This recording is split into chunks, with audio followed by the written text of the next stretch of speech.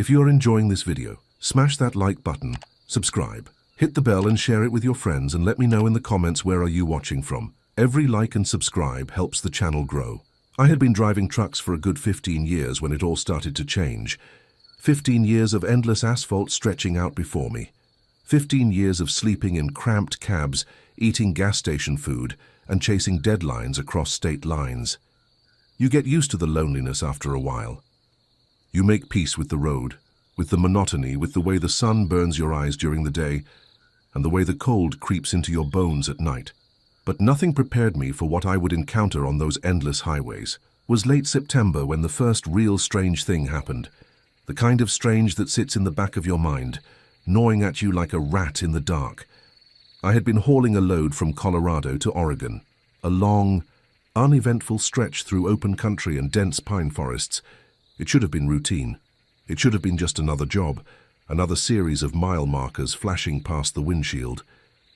But that night, somewhere along Highway 20, the road changed. The first thing I noticed was how the air seemed heavier, almost thick enough to taste. The second thing was the fog.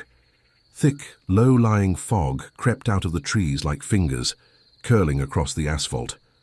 I slowed down, leaning forward in my seat, squinting into the mist. The headlights barely penetrated it, and it felt less like fog and more like smoke.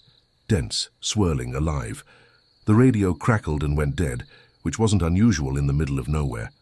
Still, the sudden silence was suffocating. I tried switching stations, tapping the dash, even humming to myself just to fill the space, but nothing helped. It felt like I had driven into another world, one where the rules no longer applied. The miles dragged on. The GPS lost signal. The road signs became sparse, then non-existent. It was just me, the truck, and the fog, endlessly stretching out into the unknown. And then I saw her. At first, she was just a shadow in the distance, a small figure standing by the side of the road. I figured it was some stranded motorist, someone whose car had broken down, maybe someone needing help. Even in all the years I had been driving, I'd never just left someone stranded. It wasn't in my nature. I slowed the rig to a crawl, easing over to the shoulder. As I got closer, the figure came into sharper focus. She was wearing a pale dress that billowed around her ankles, though there was no wind. Her hair was long and dark, hanging over her face in tangled strands. She didn't move as I approached, didn't lift her head, didn't wave for help. Something about her made every instinct in me scream to keep driving, to floor the gas pedal and get as far away as possible. But I didn't listen. I pulled up beside her and rolled down the window. "You okay, ma'am?" I called out, my voice sounding hollow in the thick air. She didn't answer, she didn't even look up, just stood there staring at the ground. I leaned out a little farther, trying to get a better look, and that's when she moved, not slowly, not naturally, but like a puppet jerked on strings. Her head snapped up, revealing a pale, hollow face. Her eyes were sunken and empty, like black pits in her skull, and her mouth, God, her mouth stretched open in a wide, unnatural grin. I recoiled, my heart hammering in my chest. Before I could even react, she stepped forward, reaching for the truck. Her hands were wrong, too long, too thin, the fingers bending backward at impossible angles. I slammed the truck into gear and peeled away from the shoulder, the tires screaming against the wet asphalt. I didn't look back. I didn't want to see if she was chasing me. I just drove. For miles after that, I didn't see another soul. No cars, no trucks, not even a deer crossing the road. It was like the world had emptied itself, leaving me alone in that thick, choking mist. The clock on the dashboard blinked erratically, flashing random times, sometimes freezing, sometimes racing forward too fast to follow. The temperature gauge swung wildly from hot to cold. The fuel gauge dropped and rose and dropped again, even though I had just filled up before sunset. None of it made sense. The world had gone wrong somehow, and I was trapped in it. The worst part was a small part of me, a deep, buried part, started to wonder if I had ever been on the road at all. Maybe I had died somewhere back in Colorado, and this was it, an endless purgatory made of fog and fear and loneliness. Hours passed, or maybe it was days. Time had no meaning anymore. Eventually, the fog began to thin, and I found myself pulling into a small rundown truck stop. Its neon lights flickered weakly, buzzing like dying insects.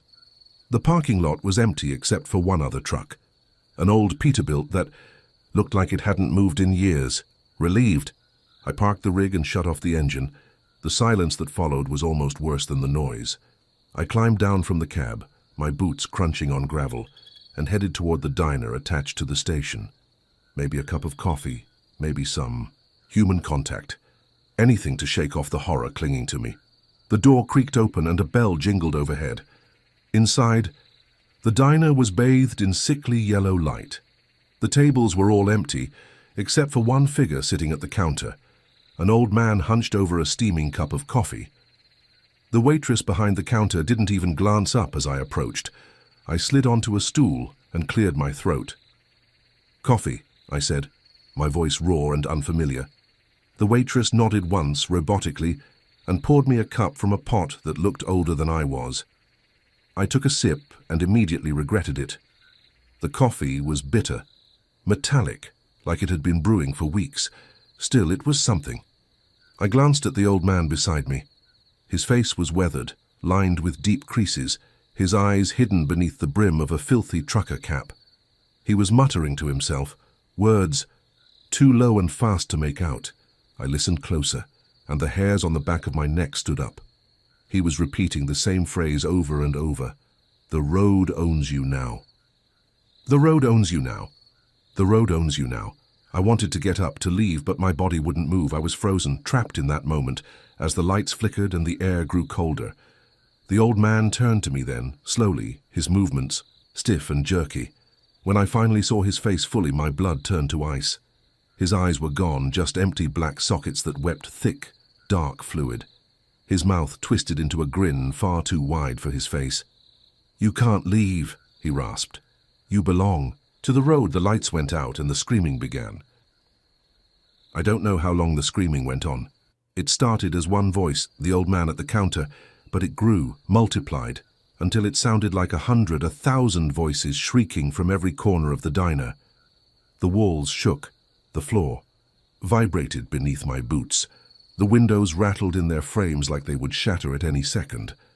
I clutched the counter, my knuckles white, trying to steady myself, trying to breathe, trying to think, but the air was too thick, too cold, too heavy with the stink of rot and metal.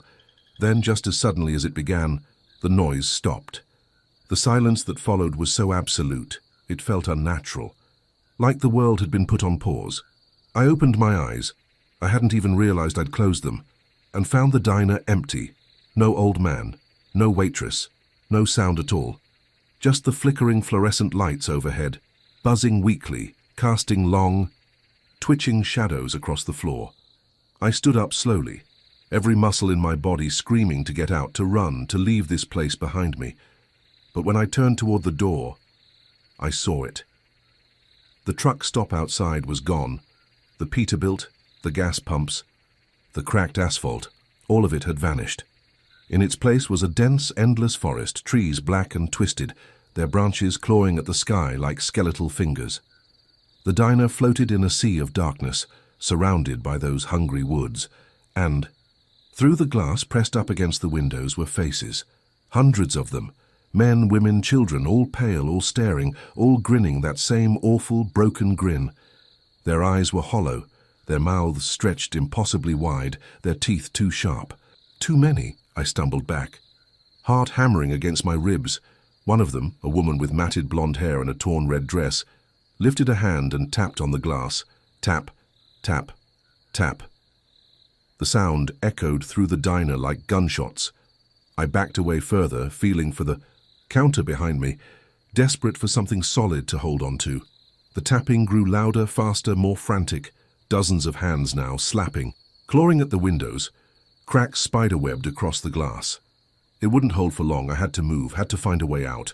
I bolted toward the kitchen, nearly tripping over a chair that seemed to shift under my feet as I passed. The kitchen. Door swung open with a loud, rusty creak, and I plunged through without thinking, slamming it shut behind me. The noise from the diner muted slightly, but I could still hear it. The frantic tapping, the screech of nails against glass, the low, hungry moaning. The kitchen was worse. The air here was colder, so cold my breath came out in thick white plumes. The stainless steel counters were coated in frost, the floor slick with ice. Pots and pans hung from the ceiling, swinging slowly back. And forth, though there was no breeze. The shadows were deeper here, darker, moving at the edges of my vision. Something brushed past my leg, something cold and wet.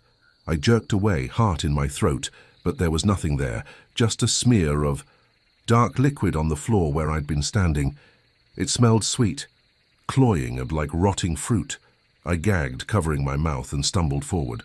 There was a door at the back of the kitchen, an emergency exit maybe. If I could just get to it, get out into the woods, maybe I could find a road, a path, anything. Maybe I could find the truck again.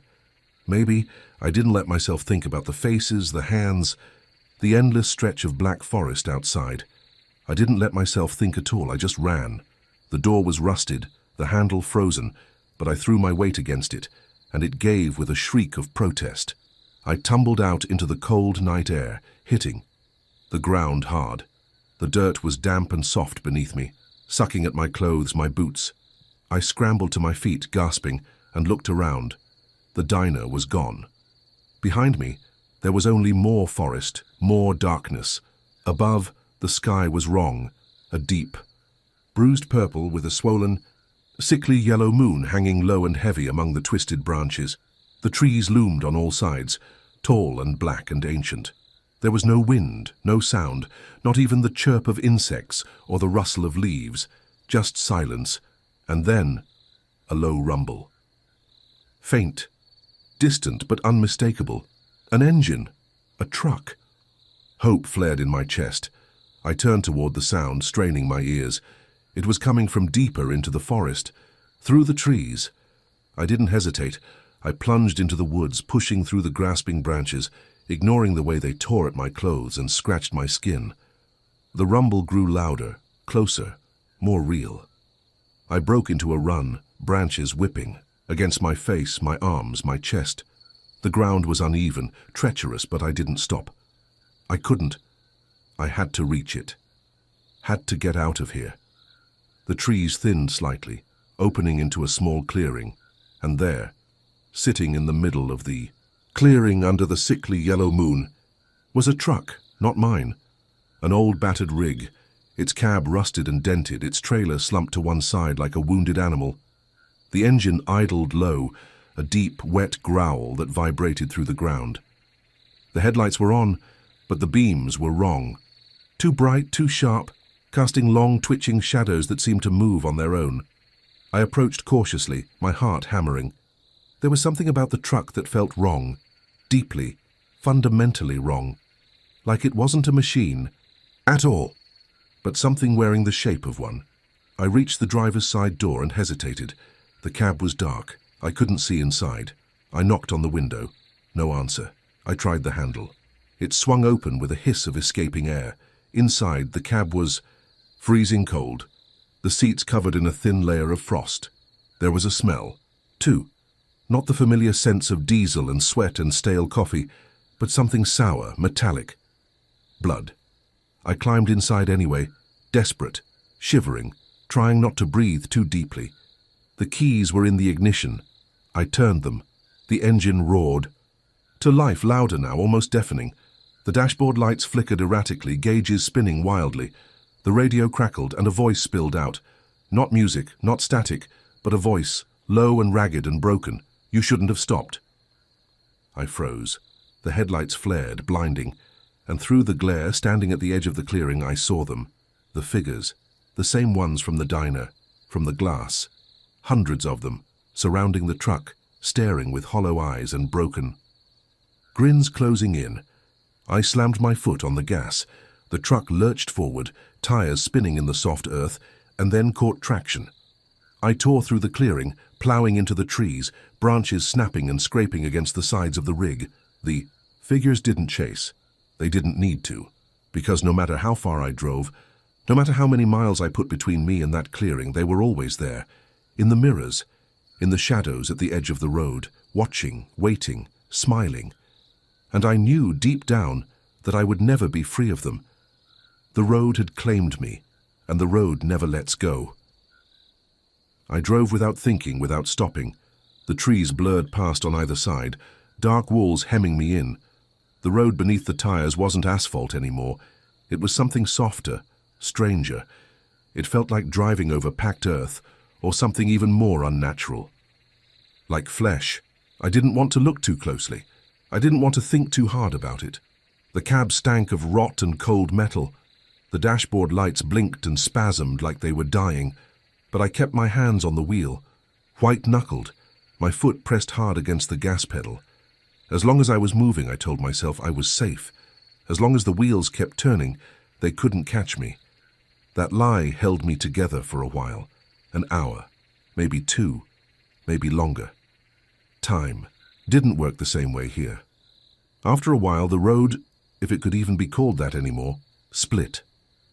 2 paths forked ahead of me, one veering sharply left into a tangle of denser woods, where the trees seemed to lean together like conspirators.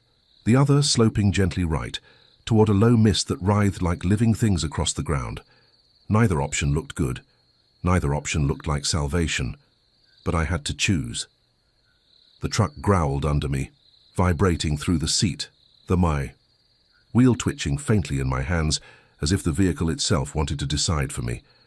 I took the right path into the mist. Immediately, the world changed. The fog swallowed everything. The trees vanished. The sky disappeared. It was just me and the mist, a thick, swirling mass that seemed to have a weight of its own. Visibility dropped to nothing. I leaned forward, squinting into the haze, my heart pounding. Shapes shifted and twisted in the fog. Hints of figures, impossible structures, glimmers of movement just beyond my reach. Sometimes I thought I saw headlights. Sometimes I thought I heard horns, distant and mournful, like the crying of whales in a deep black sea. And sometimes, worst of all, I thought I saw the figures walking alongside the truck, keeping pace, smiling, always smiling. Tried to tune them out, tried to focus only on the thin strip of road I could see in front of me. But the radio had other ideas. It came alive again without warning, a sudden, sharp burst of static that made me jump. Then the voice came through. Different. This time, not the old man from the diner, a woman's voice, soft, whispering. "Turn around," she said. "You don't belong here." I gritted my teeth, shook my head. I wasn't about to stop. Stopping was death. But the voice kept talking, growing louder, more urgent. "Turn around, turn around, turn around before it's too late." The steering wheel jerked violently in my hands. The truck veered sharply left, tires screeching against the unseen surface. I fought it, muscles straining, wrestling the rig back onto whatever passed for a road. The fog thinned just enough for me to see what lay ahead, and I understood why she was warning me. The road, if it had ever been real, simply ended. There was no gradual stop. No warning signs, no shoulders. It just dropped away into a yawning, endless black void. I slammed the brakes, the tires locked. The truck skidded, sliding sideways, momentum carrying me toward the edge faster than I could correct. For a moment, a terrible, frozen moment, the cab tipped forward. I felt the front wheels lift, felt gravity reach for me, and then somehow, by some miracle, the rig shuddered to a stop.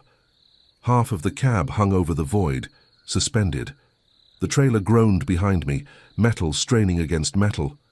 Slowly, painfully, I reversed, inch by inch, fighting every instinct to move fast. The truck finally settled back onto solid ground. I sat there for a long moment, breathing hard, sweating, feeling the chill of fear seeping into my bones. The radio crackled again. This time the voice was different, colder, amused. "You were warned." The fog swallowed the sound. The mist thickened again, and the figures emerged from it. They didn't run. They didn't lunge. They just walked, slowly, inevitably.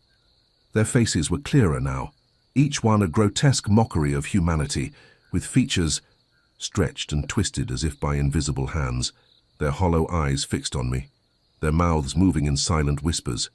I threw the truck into gear and turned around. tires spinning as I fled back down the misty road. The truck rattled and shook, the frame groaning like it would tear itself apart. The fog pressed closer, heavier, almost physical, and through it all, I heard the sound. A laugh, deep and low and cruel. Not from the figures, not from the radio, from the truck itself, from deep within the engine, from the very bones of the machine. The truck was laughing at me. I drove for what felt like days. The mist eventually thinned, the trees returning, in strange distorted shapes like things seen through water. The road widened again, almost resembling a highway. Exit signs flickered in the distance, broken and unreadable. Gas stations, diners, motels, they appeared and disappeared at random, their lights flickering, their windows black and hollow. Once, I saw a familiar face at a gas station. Another driver I knew, Big Jim, from a job we ran together a few years back. He waved at me from the pump, his smile too wide, his eyes too empty. I didn't stop. I didn't even slow down. I knew it wasn't really him. Nothing here was real. The rules I had lived by out on the real highways, rules about stopping for a stranded traveler, helping a fellow driver, respecting. The road, they didn't apply here. Here, kindness was a trap. Compassion was a death sentence. Here, the road owned you. Sometime later, I don't know how much later, I saw the sign. An old, weather-beaten billboard on the side of the road, half obscured by creeping vines. It read, "Welcome to Dead Man's Pass, last stop before forever." Below it, in smaller letters, "No turning back." My hands tightened on the wheel. I could feel the road pulling me forward, like a giant invisible hand wrapped around the truck, dragging me deeper into its endless nightmare. I wanted to turn around. Wanted to stop, I wanted to wake up, but I couldn't, because deep down I knew the truth. I wasn't driving the truck anymore. The truck was driving me, and it had no intention of letting me go. I don't know when I crossed into Dead Man's Pass. There was no clear line, no sudden jolt, no flashing lights, just the quiet realization that things had shifted, that the air was thicker, that the sky was darker, that the world itself had somehow grown older, more tired. The trees lining the road leaned in closer, their gnarled branches knitting together overhead to form a suffocating canopy. The headlights barely pierced the gloom. The yellow lines on the road had faded to ghostly smears, and the asphalt itself looked ancient, cracked and buckling like the dried skin of some enormous corpse. I loosened my grip on the wheel slightly, flexing my numb fingers. They hurt. The cold had seeped deep into the cab, into my bones.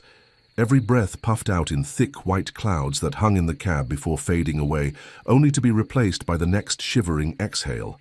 The radio was dead, now just a soft hiss of static, like a whisper I couldn't quite make out. But every now and then, just at the edge of hearing, I thought I caught a word, a name. My name. It made the hairs on the back of my neck stand up every time. I focused. On the road ahead, trying to will away the creeping sense of doom gnawing at the edges of my mind. But the road had other plans. The first figure appeared just past the mile marker, if you could call it a mile marker anymore. It was more like a weathered gravestone, leaning drunkenly at the side of the road, with deep gouges running across its face. At its base stood a man, or something that looked like a man. He wore a trucker's jacket, old and stained, the patches worn to illegibility. His cap was pulled low, over his face, but even in the dim light I could see that his skin was wrong, too pale, too loose, hanging off his bones like wet paper. As I passed, he lifted one skeletal arm and pointed down the road, following me with a slow, creaking motion. No sound, no words, just that accusing finger tracking me as I drove past. Tried not to look, tried to keep my eyes on the crumbling road, but curiosity got the better of me. I glanced in the side mirror. He was gone. In his place, a dozen more figures lined the road, standing shoulder to shoulder like grim sentinels, all of them in trucker gear, denim jackets, grease-stained caps, heavy boots, all of them dead-eyed and grinning, all of them pointing. I pressed harder on the gas. The truck shuddered but obeyed, engine roaring against the heavy silence. The world continued to decay around me as I drove. The trees thinned, replaced by skeletal remains, dead stumps and splintered trunks that jutted from the ground like broken bones. The road narrowed until it was barely wide enough for the truck to fit. The air grew colder until frost crawled up the inside of the windshield. Like ghostly fingers, I had to lean forward to see, my breath fogging the glass. I didn't dare stop. Stopping meant death or worse. I thought about the stories old-timers used to tell at the truck stops late at night, about the black roads, highways that didn't exist on any map, places you could only find if you were lost, desperate, dying, places that didn't want you to leave once you found them. I used to think they were just that. Stories. Tall tales swapped over coffee and stale cigarettes to pass the lonely hours. But now, driving through the rotting corpse of dead, Man's Pass, I wasn't so sure. Maybe the stories had always been true. Maybe the road had just been waiting for me.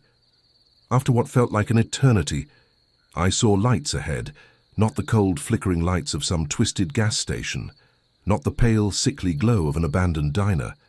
These lights were different. Warm, inviting. They pooled on the cracked asphalt like a golden promise. A sign loomed out of the dark. Welcome, traveler. Rest easy. I slowed instinctively, drawn in despite every screaming instinct. There was a motel there, or something wearing the shape of one. A long, low building with peeling paint and sagging balconies, its neon vacancy sign buzzing softly. In the gloom, the parking lot was filled with trucks, old rusted rigs with flat tires and broken windows. None of them looked like they had moved in years, but still. The lights were on. Still. The door to the office stood open, a soft bell, chiming from within. Still, something inside called to me. I pulled into the lot, the tires crunching over gravel and broken glass. The truck coughed and died the moment I shifted into park. The headlights dimmed, then flickered out. The cab was plunged into darkness. I sat, there for a long moment, hands still gripping the wheel, heart hammering against my ribs. Then slowly, mechanically, I opened the door and stepped down onto the cracked pavement. The air was thicker here, heavier. Each breath was a struggle. The world tilted slightly under my boots, like I was standing on the deck of a ship adrift at sea.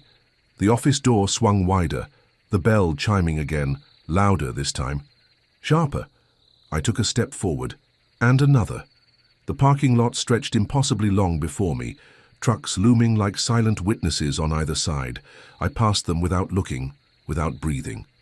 The office waited, a single pool of light in an endless sea of dark. When I reached the door, I hesitated. Something moved inside, a shadow flitting across the wall. I pushed the door open and stepped inside. The bell over the door let out a broken, distorted chime, like a song played backwards. The lobby was normal, ordinary even. A battered couch, a vending machine humming in the corner, a faded wallpaper pattern curling at the edges. Behind the front desk stood a man, or something like a man. He wore a threadbare suit and a smile that didn't reach.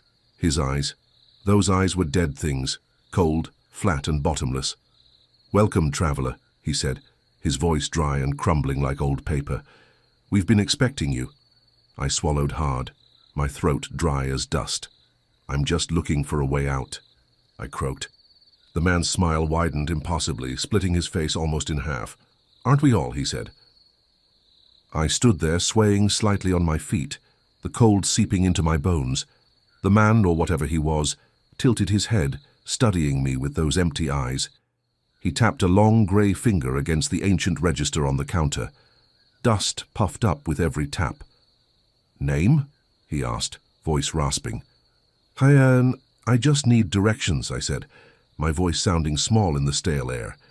"Everyone needs something," he replied, not unkindly. "Here, we ask for names first." I hesitated. There was a weight behind his request, a pressure that made my teeth gurk. Some part of me screamed not to answer, to lie, to run, but my lips moved on their own. "Tom," I said. I hadn't spoken my name aloud in hours, maybe days. It felt strange and thin on my tongue. The man smiled wider, if that was even possible, and scribbled something into the ledger with a bone-white pen. "Welcome, Tom," he said. "Room's ready. Been ready a long time." He slid a heavy iron key across the counter toward me. It was old, pitted with rust, a faded brass tag dangling from it that read, "Room 6. First door on your left," he said. "Stay as long as you like." "How much?" I asked, the words escaping before I could swallow them. He chuckled, a dry, papery sound. "Already paid," he said. I stared at him, at the key, at the peeling wallpaper, at the ancient vending machine blinking steadily in the corner.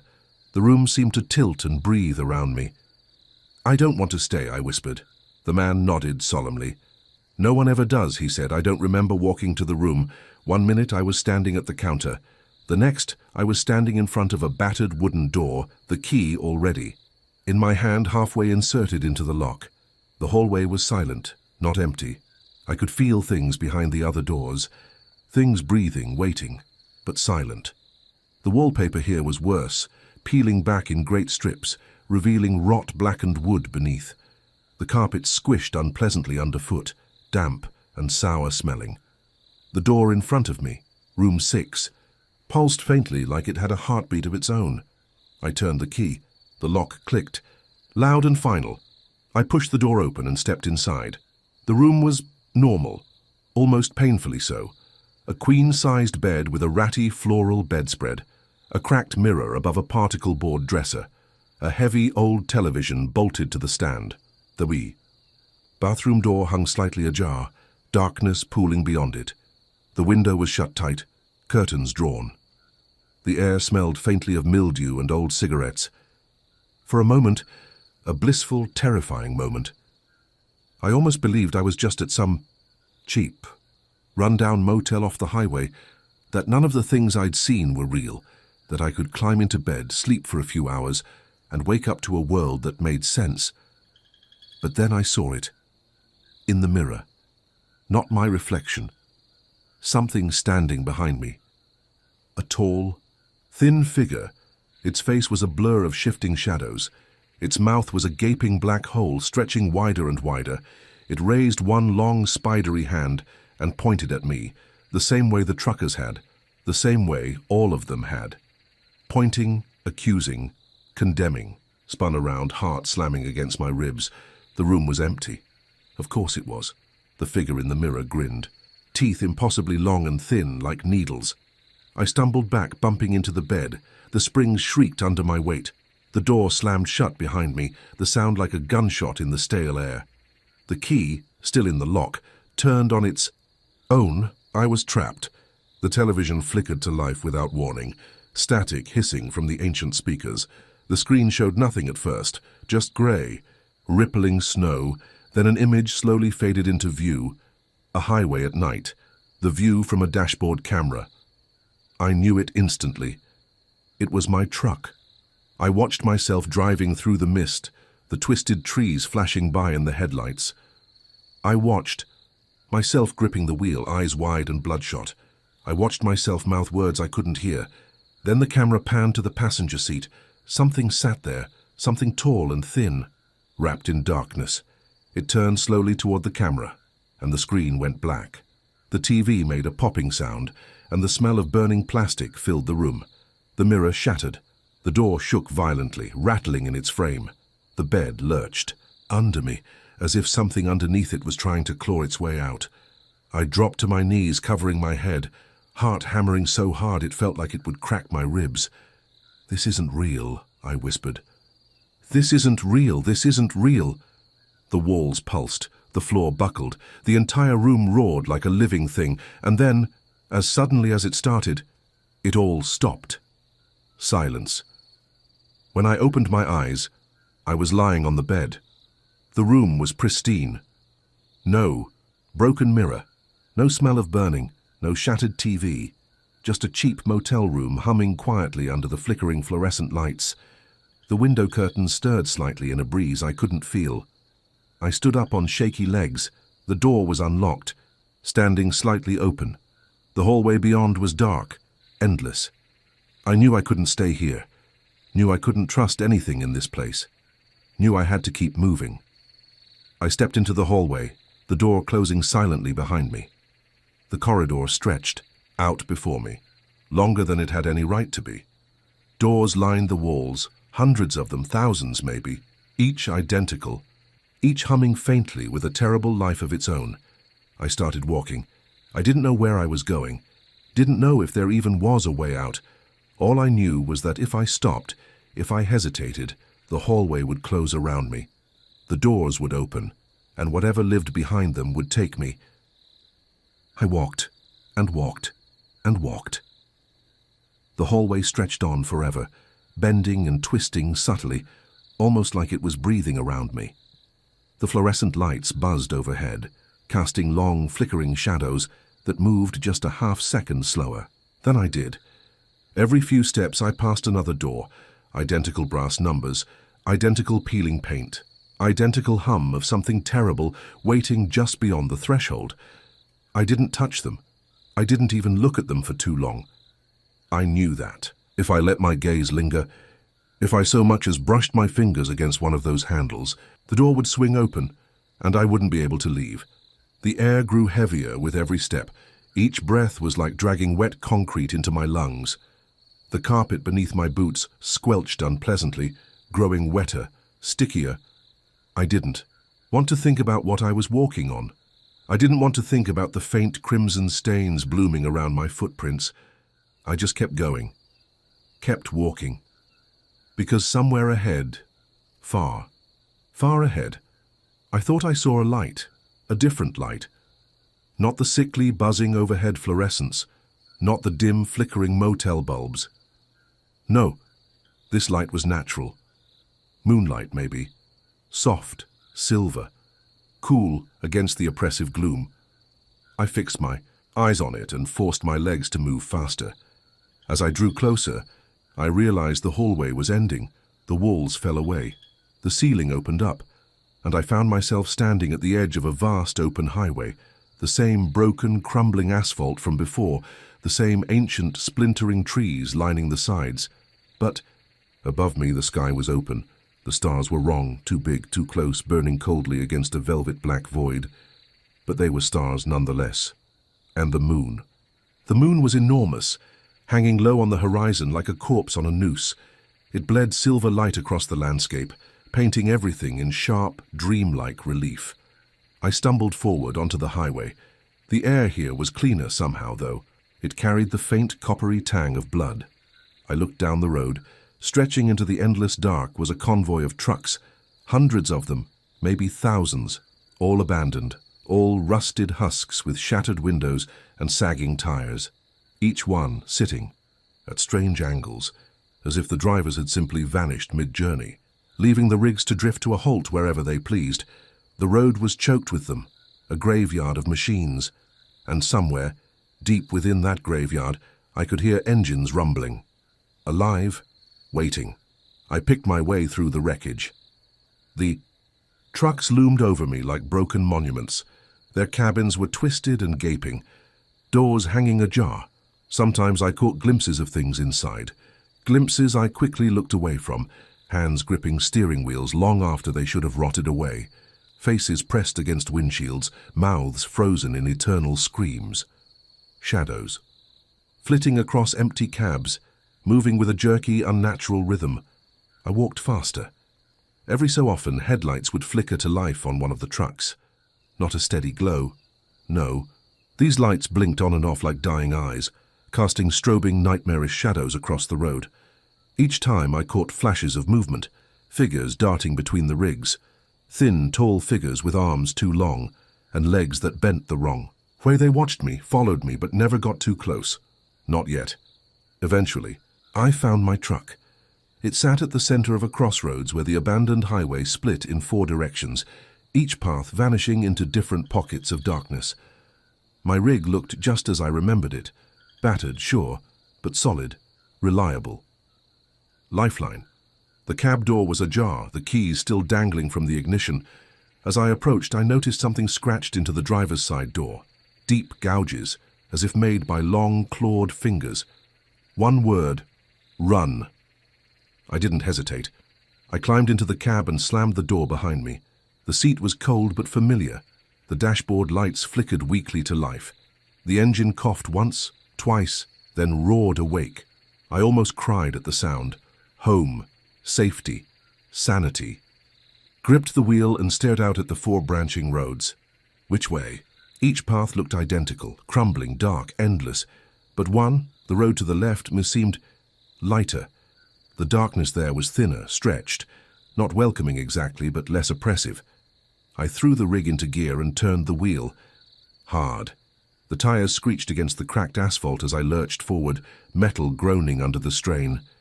The road swallowed me whole.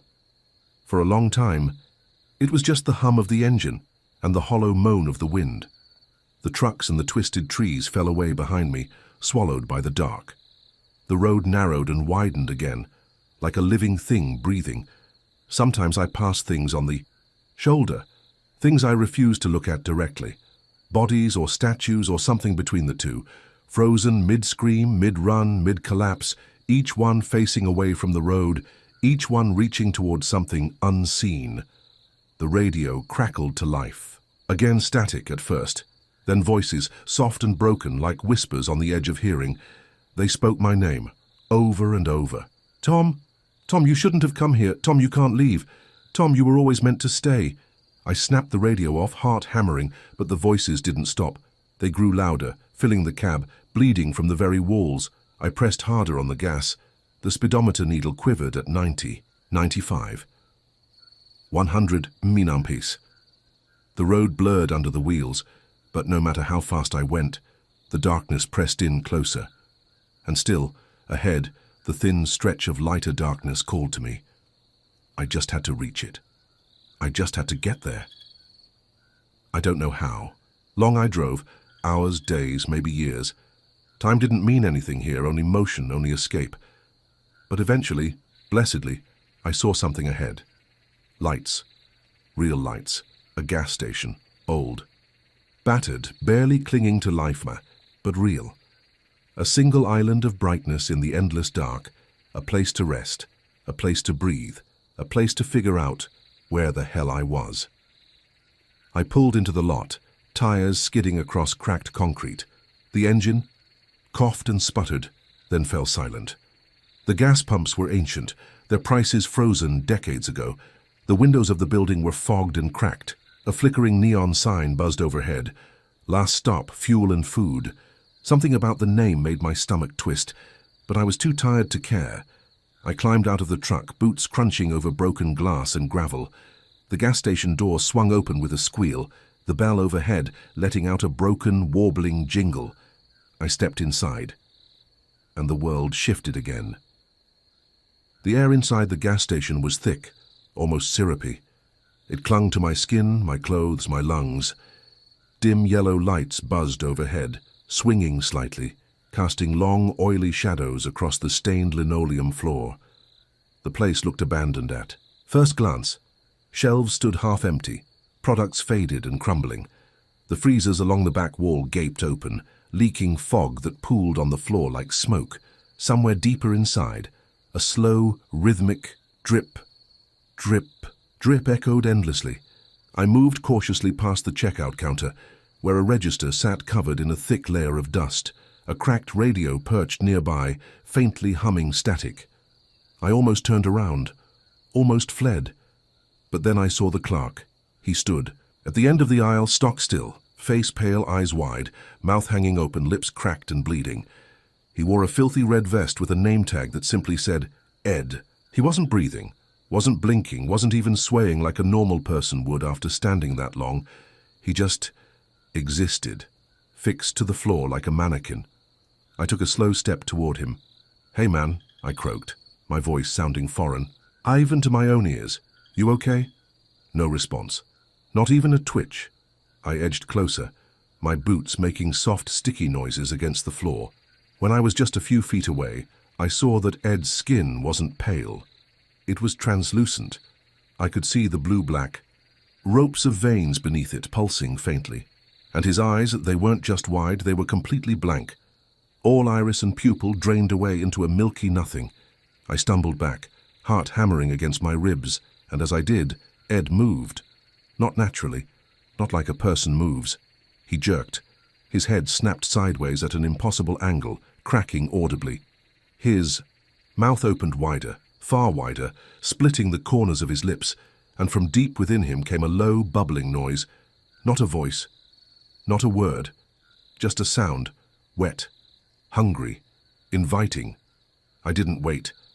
I bolted for the freezer section, my boots skidding across the slick floor. The air back here was colder, sharp enough to burn my skin. But it was real. It was something I could cling to. The freezers still oozed mist, doors hanging open like mouths gasping for breath. Inside, the shelves were packed with things that might have once been food. Packages of meat squirmed faintly under their plastic wrappings. Bags of ice pulsated slowly, breathing in and out. Bottles of soda shifted, the liquid inside swirling in slow, deliberate circles. I pressed myself against one of the freezer doors, trying to catch my breath, trying to think, trying to figure out my next move. Behind me, Ed's wet, dragging footsteps echoed across the floor. He was following, slowly, relentlessly. I had to find a way out. The front door was behind him. No good. The windows were fogged and barred. No good. There had to be a back door. Somewhere. Somewhere. Beyond the freezers. I shoved past the last aisle, knocking over a display of ancient snack cakes that exploded into a cloud of mold and dust. There, tucked behind a towering rack of water-damaged magazines, was a door, rusty, cracked, but unmistakably an exit. I sprinted toward it, heart hammering. Fingers closed around the icy metal handle and yanked. It didn't budge. Locked. Of course it was locked. Behind me, Ed's footsteps grew louder, faster. I spun, looking wildly around for something, anything, to break the door open. My eyes landed on a fire extinguisher mounted on the wall nearby. I lunged for it, yanking it free with a screech of bending metal. Ed rounded the corner as I hefted the heavy extinguisher over my shoulder. He was closer now, much closer. Close enough that I could see the thin worms writhing just beneath his translucent skin. Close enough to smell the rotting meat stink pouring off him. Close enough to see his tongue, long, black, serpentine, lolling from his broken jaw. I screamed, "Hi, raw animal," and swung the extinguisher with all my strength. The metal crunched against Ed's face with a wet, splattering sound. He staggered back but didn't fall, didn't even seem hurt, just amused. If he could feel amusement. His ruined face twisted into something that might have been a smile full of blackened teeth and writhing things that weren't quite maggots. I didn't wait to see what he did next. Turned and smashed the fire extinguisher against the back door's handle. Once, twice, 3 times. The lock snapped with a screech of tortured metal. The door swung outward, and I hurled myself into the night. Outside, the world was worse. The sky above the gas station was wrong. The stars wheeled and twisted, forming shapes I didn't want to recognize. The moon was gone, swallowed by a roiling mass of black clouds that pulsed like a living heart. The landscape had changed. No more road, no more trees. Just a flat, endless plain of ash, stretching out in every direction. And in the distance, barely visible through the swirling fog, dozens of figures moved. Tall, thin, twisting in the mist. Coming toward. Me, I didn't know what they were, didn't want to know. All I knew was that I had to move. I turned, expecting to see the gas station behind me, but it was gone, swallowed whole by the fog, leaving me alone, utterly alone, in the ash, in the dark, with them. I started walking, not because I thought I could escape, not because I thought there was somewhere, safe, but because standing still meant death, or something worse. The ground crunched softly under my boots, the ash clinging to me like hungry fingers. The air was thick and oily, tasting of burnt rubber and old blood. The figures in the distance grew clearer as I moved. They weren't walking. They weren't running. They were gliding. Their feet never touching the ground, their arms swaying slowly, rhythmically, each one crowned by a shifting mass of shadow where a head should be, and all of them, every single one, pointed at me, just like the others, just like before, accusing, condemning, claiming. I didn't stop, couldn't stop. I kept, my eyes down, fixed on the ground in front of me. Step, step, step, breath hitching, skin crawling, heart hammering against my ribs. The fog thickened, coiling around me, whispering secrets I didn't want to hear. Stay with us. You belong here. This is your home now. I squeezed my eyes shut and kept moving. The ground sloped downward, subtly at first, then more steeply. I stumbled, nearly falling, catching myself on trembling knees. When I opened my eyes again, I saw it. A tunnel, huge, yawning, carved into the ground like a gaping throat. The mist poured into it like blood down a drain. The figures floated at its edges, watching, waiting, inviting. I didn't want to go down there. Every cell in my body screamed to turn back, but there was nowhere else. No road, no sky, no truck, only the tunnel, only forward. I took one last shuddering breath and stepped into the dark. The air inside the tunnel was colder, not the biting, sharp cold of winter. No, this was a deep, soaking cold, the kind that slid under your skin, filled your bones, and made them ache. The walls were rough stone, wet and pulsing faintly like something alive. My footsteps echoed in the endless dark, but the sound was wrong, muffled, almost swallowed by the tunnel itself. I kept moving. There was no other choice. Ahead of me, the darkness pressed in heavier, thicker. It wasn't just the absence of light, it was something real, something alive, a presence watching me, breathing with me, waiting. I don't know how long I walked. Time slipped away the moment I stepped into the tunnel. Minutes, hours, days. It didn't matter. There was only the steady beat of my boots on the slick stone floor and the wet sucking noises as I dragged myself deeper into the earth. Occasionally I passed doorways cut into the walls, each one barely visible. Just a shadowy rectangle set into the rock. I didn't look into them, I didn't dare, but sometimes from the corners of my eyes I saw things lurking in those doorways. Shapes, hands, faces, watching, always watching. Eventually, the tunnel began to change. The walls shifted from stone to metal, rusted, groaning sheets bolted together haphazardly. Pipes ran along the ceiling, dripping oily water onto the floor. The air grew fouler, carrying the stink of burning hair and rotted meat. Ahead, I saw a faint flickering light. I stumbled toward it. Blinking against the stinging fog, the tunnel opened into a vast underground garage. Rows upon rows of trucks sat abandoned in the gloom. Their headlights flickered weakly, casting long, broken shadows across the cracked concrete. Some of the trucks were normal, others weren't. Their frames twisted and fused with the floor, their cabs warped into grotesque shapes, almost organic. Pulsing, breathing, waiting. In the center of the garage stood a figure, tall, thin, draped in tattered, oil-soaked overalls. A cracked trucker's cap perched atop its head, shadowing its face. In its hands, it held a rusted lantern that spat out sickly green light. The figure didn't move, didn't speak, just stood there, watching me. I stopped at the edge of the garage, heart hammering, unsure whether to approach or run. The figure raised its free hand, a slow, deliberate motion.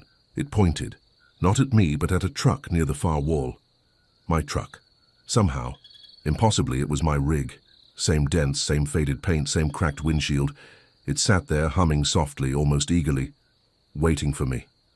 I hesitated. Every instinct screamed at me that this was a trap, that nothing good waited inside that cab, but I had no other choice. Not here, not now. I took a step forward, then another. The figure didn't move, didn't follow, just watched. As I crossed the garage, I passed other trucks.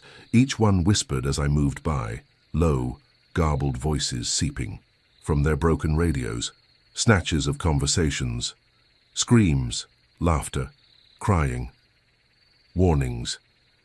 I didn't listen. I couldn't afford to listen. I kept my eyes locked on my rig, forcing one foot in front of the other. When I finally reached it, my hands were trembling so badly I could barely grasp the handle. The door swung open with a soft groan. The cab was dark inside, but it smelled right. Familiar.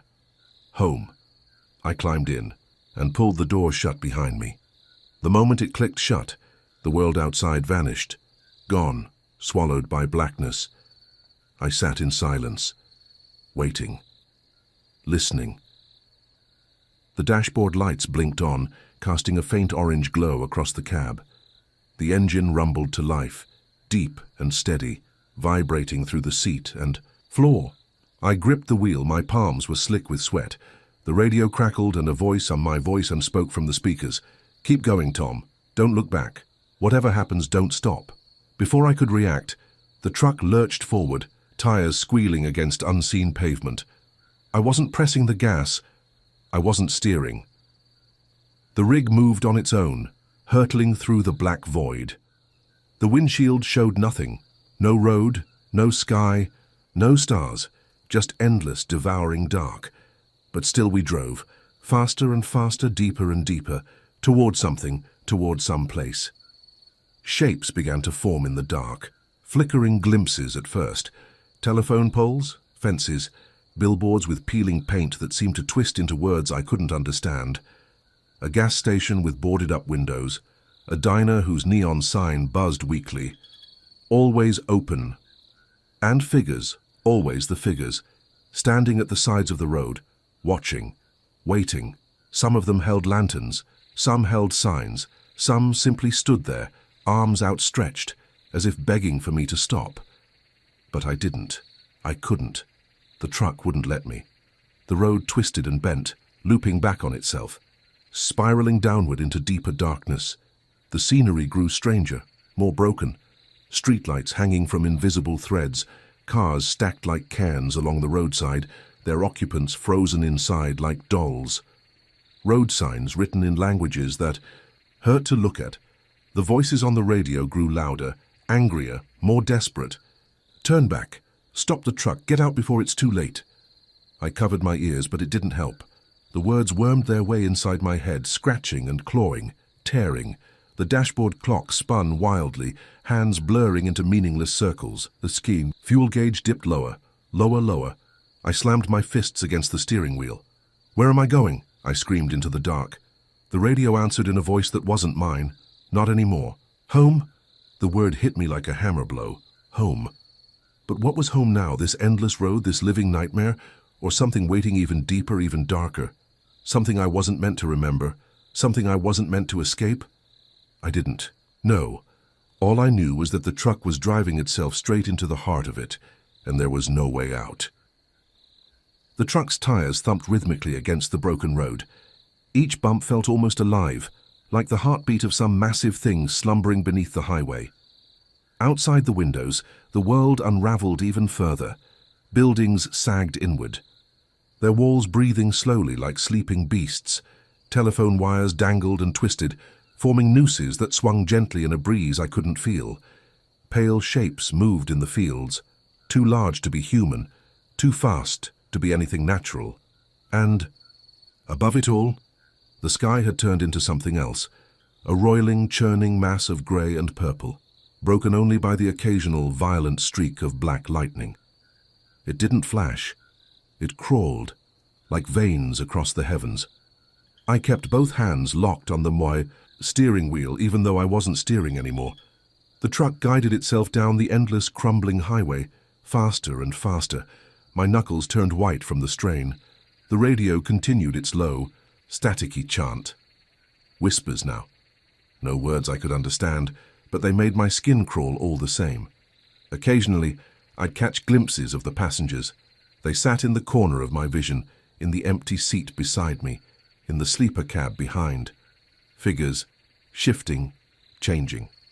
1 second, a man in a blood-soaked suit. The next, a woman with hollow black pits for eyes. Then a child, skin grey and tight over jutting bones, smiling wide enough to tear its cheeks.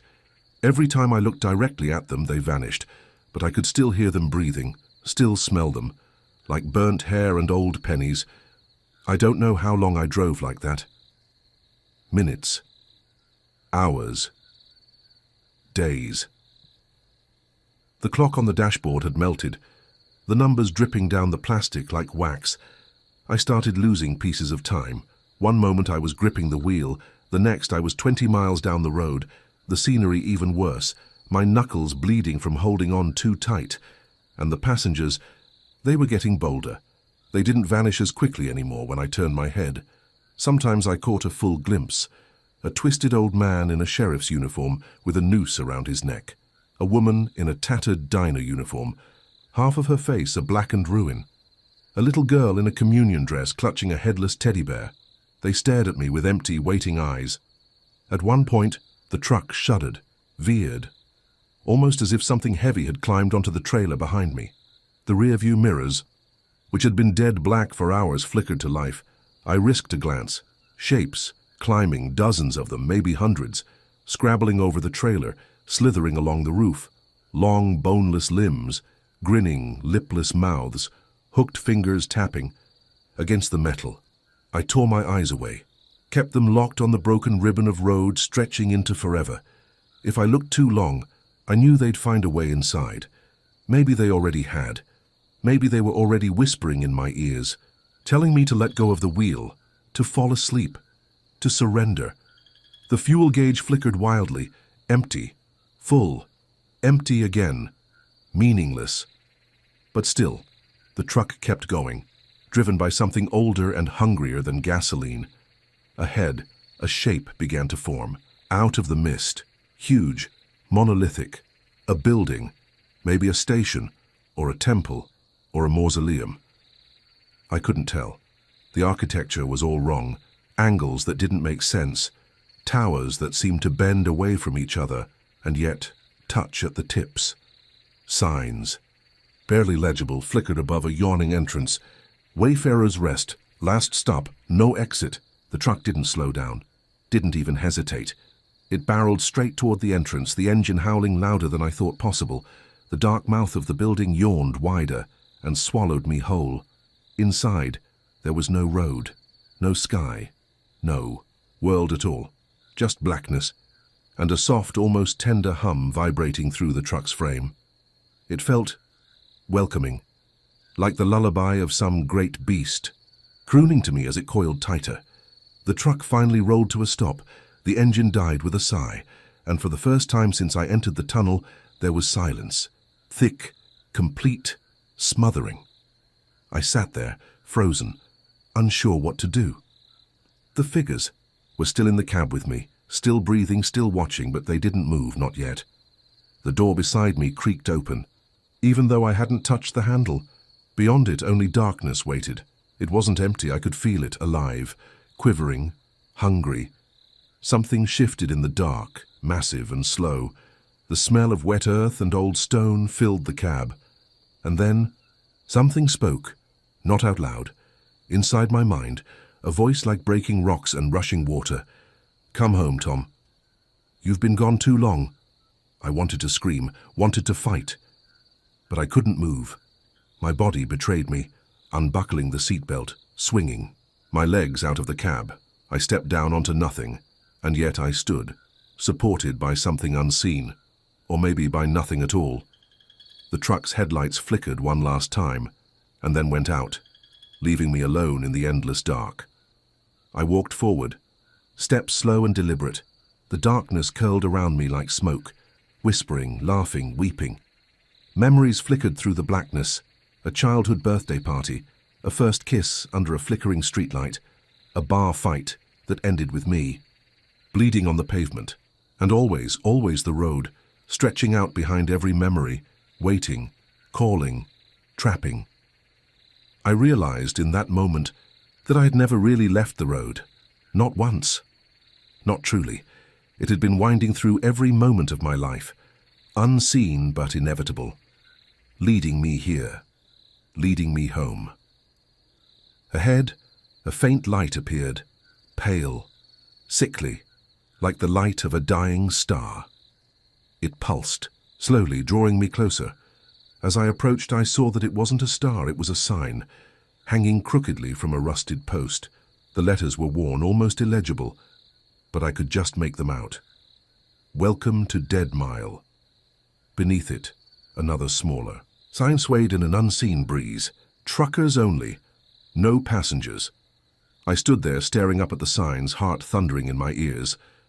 Somewhere behind me, the truck's horn blared, a long, mournful sound, calling me back, warning me, begging me. But it was too late. I had arrived, and Dead Mile had been waiting a very long time. I took a few trembling steps forward. The ground beneath me wasn't concrete, not asphalt. It was something else, something that flexed and shifted subtly underfoot, like walking across the back of something huge and breathing. The light from the sign barely pierced the gloom.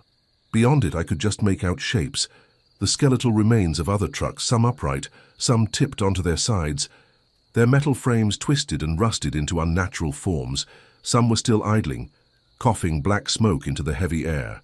Others sat silent, half swallowed by the ground itself, like the road had grown hungry and decided to feast.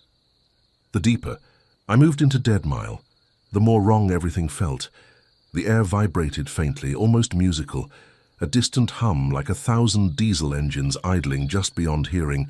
Every instinct screamed at me to turn back, but the road didn't allow turning. Back, not anymore, up ahead. I spotted figures, people maybe. Truckers, it seemed at first glance. But as I drew closer, the details sharpened, and the truth sank cold and heavy into my gut. Their faces were wrong, too stretched, too thin, eyes sunken deep into hollow sockets.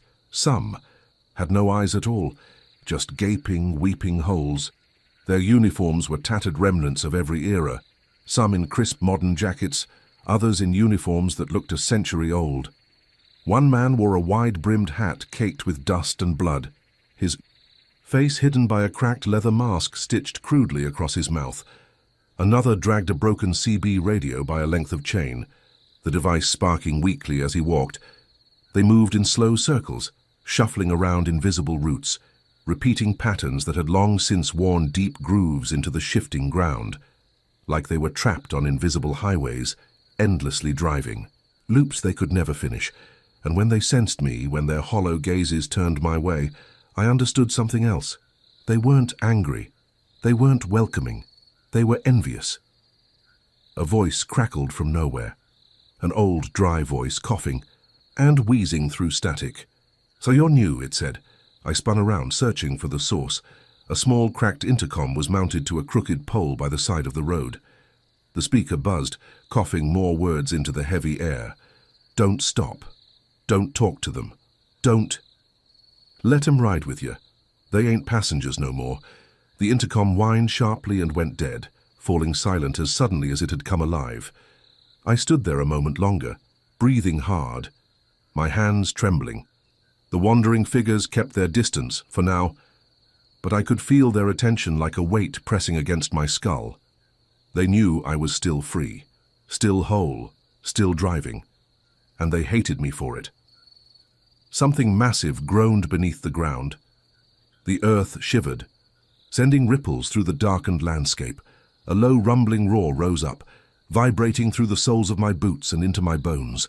Somewhere far off in the blackness, headlights flared, blinding, distant. A truck, a massive one, barreling straight toward me. Its horn screamed, a sound like tearing metal and the howling of 1,000 wolves. I turned and ran, heart hammering against my ribs. I didn't know where I was going. The road bent and twisted wildly, splitting off into 1,000 branching paths, none of them straight, none of them safe. The headlights grew larger, brighter, impossibly fast. The thing behind the lights wasn't a truck. Not really. It was a stitched-together monstrosity of steel and flesh, its engine snarling like a rabid animal. The ground shook with each pounding rotation of its massive, blood-smeared tires. It was hunting me. It was hunting anyone foolish enough to still be moving. I dove behind the wreckage of an old rig, barely avoiding the screaming rush of the beast truck as it tore past. The heat from its engine washed over me, searing and oily. I caught a glimpse of the driver as it passed. If you could call it a driver, it was something in the rough shape of a man, but grotesquely swollen and fused to the seat, hundreds of wires and fuel lines piercing its bloated flesh. Its mouth hung open in a soundless wail, and its eyes were mirrors, reflecting endless roads stretching into forever. The truck vanished into the distance, tires shrieking, smoke pouring from its exhaust like black blood. I stayed hidden, gasping, until the trembling ground began to still. The wandering figures kept shuffling, undisturbed. Maybe they were used to it. Maybe they knew better than to run. Eventually, I pulled myself up, heart still rattling in my chest. I had to find my rig. It was my only way out, if there even was a way out. But first I needed to survive Dead Mile. I picked a direction at random, they all seemed equally wrong, and started walking. The broken highway stretched out before me, glittering faintly with shattered glass and bits of twisted chrome. Every so often I passed another trucker frozen mid-shuffle, their hollow eyes tracking me with aching slowness.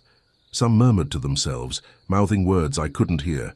Others simply stared, and above it all, in the sky that wasn't a sky, thin, black shapes wheeled and circled, drifting lower with each passing moment. Hunters, waiting, choosing. I kept my head down and my feet moving, because here, stopping was the same as dying, and dying was only the beginning. The road sloped downward, subtly at first, then steeper, pulling me deeper into the bowels of Dead Mile. The broken, rotted landscape fell away around me, replaced by something worse. Endless rows of truck stops and diners, all dark, all abandoned. Some still flickered weakly, signs buzzing broken promises into the choking air. Hot coffee, rooms available, fresh pie. The windows were smeared with something thick and dark, shapes pressed against the glass from the inside. Hands, faces. Not alive, not anymore. They watched me pass with hungry, mournful eyes. Ahead, a single gas station stood lit, its pumps flickering, pale green under buzzing floodlights. It looked almost normal. Almost. But as I drew closer, I saw the truth. The attendants weren't human. Not anymore. Their skin sagged in heavy folds, blackened and cracked like burnt paper. Their mouths hung slack, leaking thick, dark fluids that hissed when it touched the ground. One of them. Once, a young woman, her name tag still barely readable, lifted a skeletal hand and waved lazily at me as I approached. Her mouth moved in slow, jerking motions. "Fill her up," she rasped. I stumbled back, heart slamming against my ribs. The others chuckled, had a horrible broken sound, and shuffled closer. Their hands groped the air, reaching for me. I bolted, ran past the pumps, past the station, back, onto the crumbling road. Their laughter followed me, low and thick and sticky. But they didn't pursue. Maybe they couldn't leave the station. Maybe they were bound there, cursed to spend eternity offering services no one could ever accept. It didn't matter. I was moving again, and moving meant surviving. For now. The road stretched out ahead, buckling and splitting, leading deeper into the nightmare. And somewhere out there in the endless dark, my truck was waiting, still humming, still loyal, still my only chance at escaping the hungry heart of Dead Mile. I ran without thinking. I couldn't feel the ground beneath my boots anymore, just the air, thick, wet and oppressive, closing in around me. I could still hear the horn, that shrill, unbearable sound of the truck's engine revving up, its horn calling through the darkness like a warning. Or a summons. I didn't know which. I couldn't make myself turn around. My legs moved faster, my breath ragged and uneven. Every step felt heavier than the last, as if the road itself was pulling me back, trying to keep me from escaping. I stumbled, over something soft, a body maybe, but I didn't dare stop to look. I pushed forward, heart racing, nearly choking on the air. The road stretched on, but there was no sign of the horizon, no end, just that endless, oppressive highway. Rounded a bend, or was it another loop? I couldn't tell anymore. I'd been running for what felt like hours, but the world around me seemed unchanged. Suddenly something flashed in the distance, a light, distant but warm, like the flickering glow of a campfire, a gas station. I couldn't stop myself from running toward it. My mind screamed at me to find shelter, to stop and hide, to make the light stop taunting me with the illusion of safety. As I approached, the light grew more real. The smell of diesel and oil hung thick in the air, mingling with a strange, almost sweet scent I couldn't place. But then I saw it. The building was massive, a truck stop like none I'd ever seen before. The lights were blinding, neon signs buzzed with life, their colors too vibrant against the suffocating darkness that surrounded the place. A sign loomed above the entrance, its letters glowing faintly. Welcome to the end of the road. It felt wrong, like it had been there forever. I stood frozen for a moment, staring at the building. The air felt colder here. The wind seemed to whip at my skin like invisible hands. I didn't want to go inside, but I had no choice.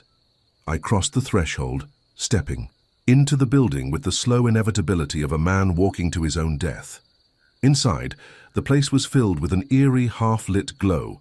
The floors were covered in cracked tiles, some of them stained with dark, drying splotches that looked like they had been there for years. The walls were lined with old, faded pictures of trucks, some of them so old that the images seemed to flicker as I passed by, as if the very memories of the place were being replayed in real time, and each second distorted a little more. The scent of food lingered in the air, but it was off, stale. Something about it made my stomach churn. At the counter there was a man. He looked normal enough at first glance. Dark hair, a weathered face, his jacket patched with the logos of various trucking companies. But as I stepped closer, I noticed the details that didn't quite add up. His eyes were too wide, too shiny. They gleamed with an unnatural intensity, like headlights cutting through the night. "Can I help you?" he asked, his voice smooth but hollow, like it didn't quite belong to him. I shook my head, unable to speak.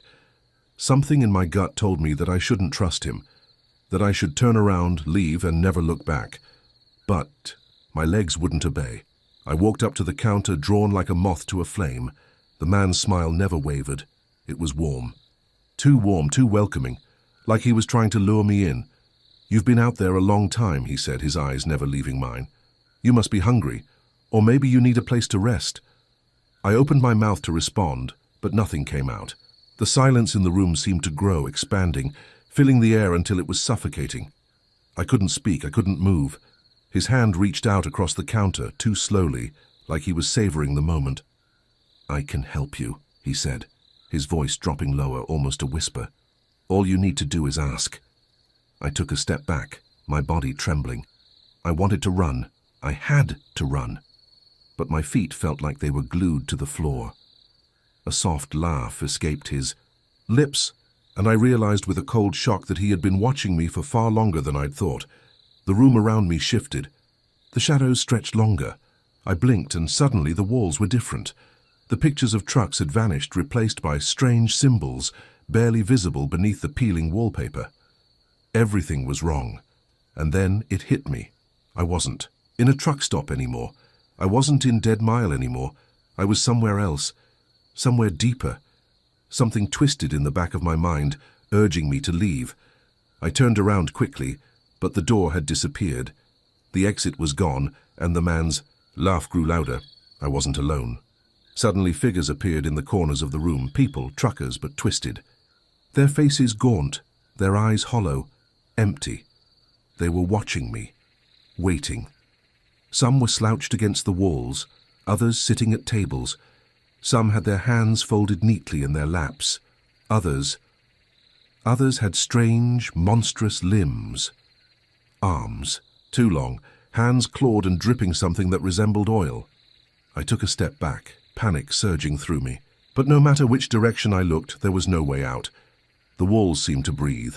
The air was thick with whispers, muffled, unintelligible. "Don't worry, stranger," the man's voice echoed behind me. "We're all just waiting. Just like you. Waiting for the road to take us, for the truck to find us, for the end." I stumbled forward, every instinct screaming at me to escape, to break free of this twisted nightmare. But there was no escape. Not from Dead Mile, not from the road, and then it happened. The ground beneath my feet shook. The air grew colder, and the ceiling above cracked open, a blinding light spilling down in a single jagged beam. The truck, the same one I had seen earlier, appeared in the distance. The massive black rig, its headlights blinding and sharp, bore down on the building, coming closer with a sickening inevitability. Its horn blared again, louder this time.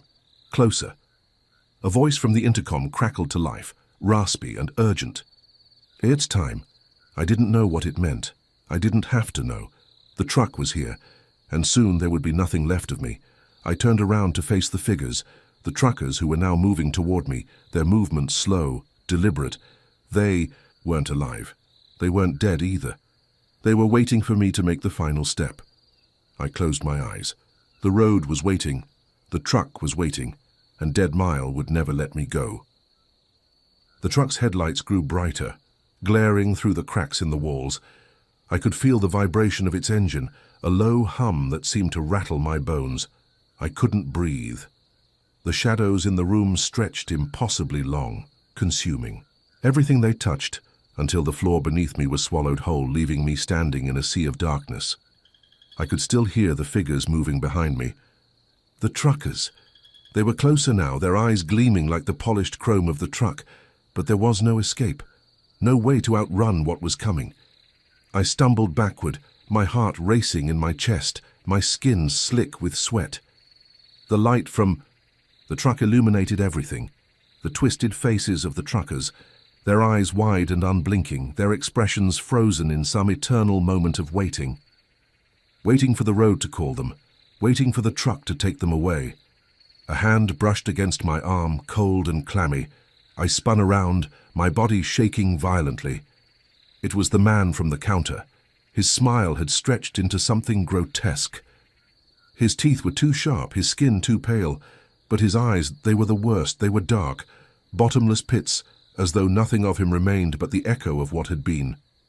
"You're not leaving, stranger," he whispered, his breath cold, against my ear. "None of us leave. The road owns us, the truck owns us." I tried to scream, but no sound came out. It was like the air had been stolen from my lungs, leaving me gasping for breath. My legs felt like they were sinking into the floor, heavy and useless. The truck's engine roared again, the sound deafening, rattling my teeth in my skull.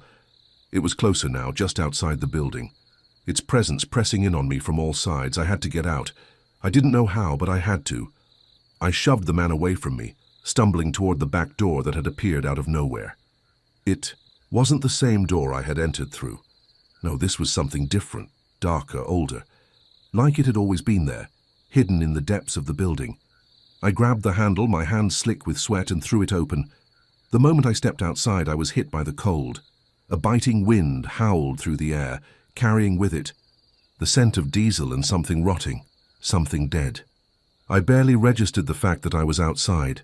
My eyes were locked on the truck, the massive black rig parked just a few feet from me, its engine still rumbling in the night.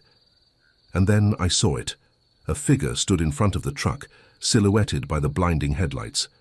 A tall, thin shape, wrapped in a long tattered coat that fluttered in the wind. Its face was hidden in shadow, but I could feel its eyes on me.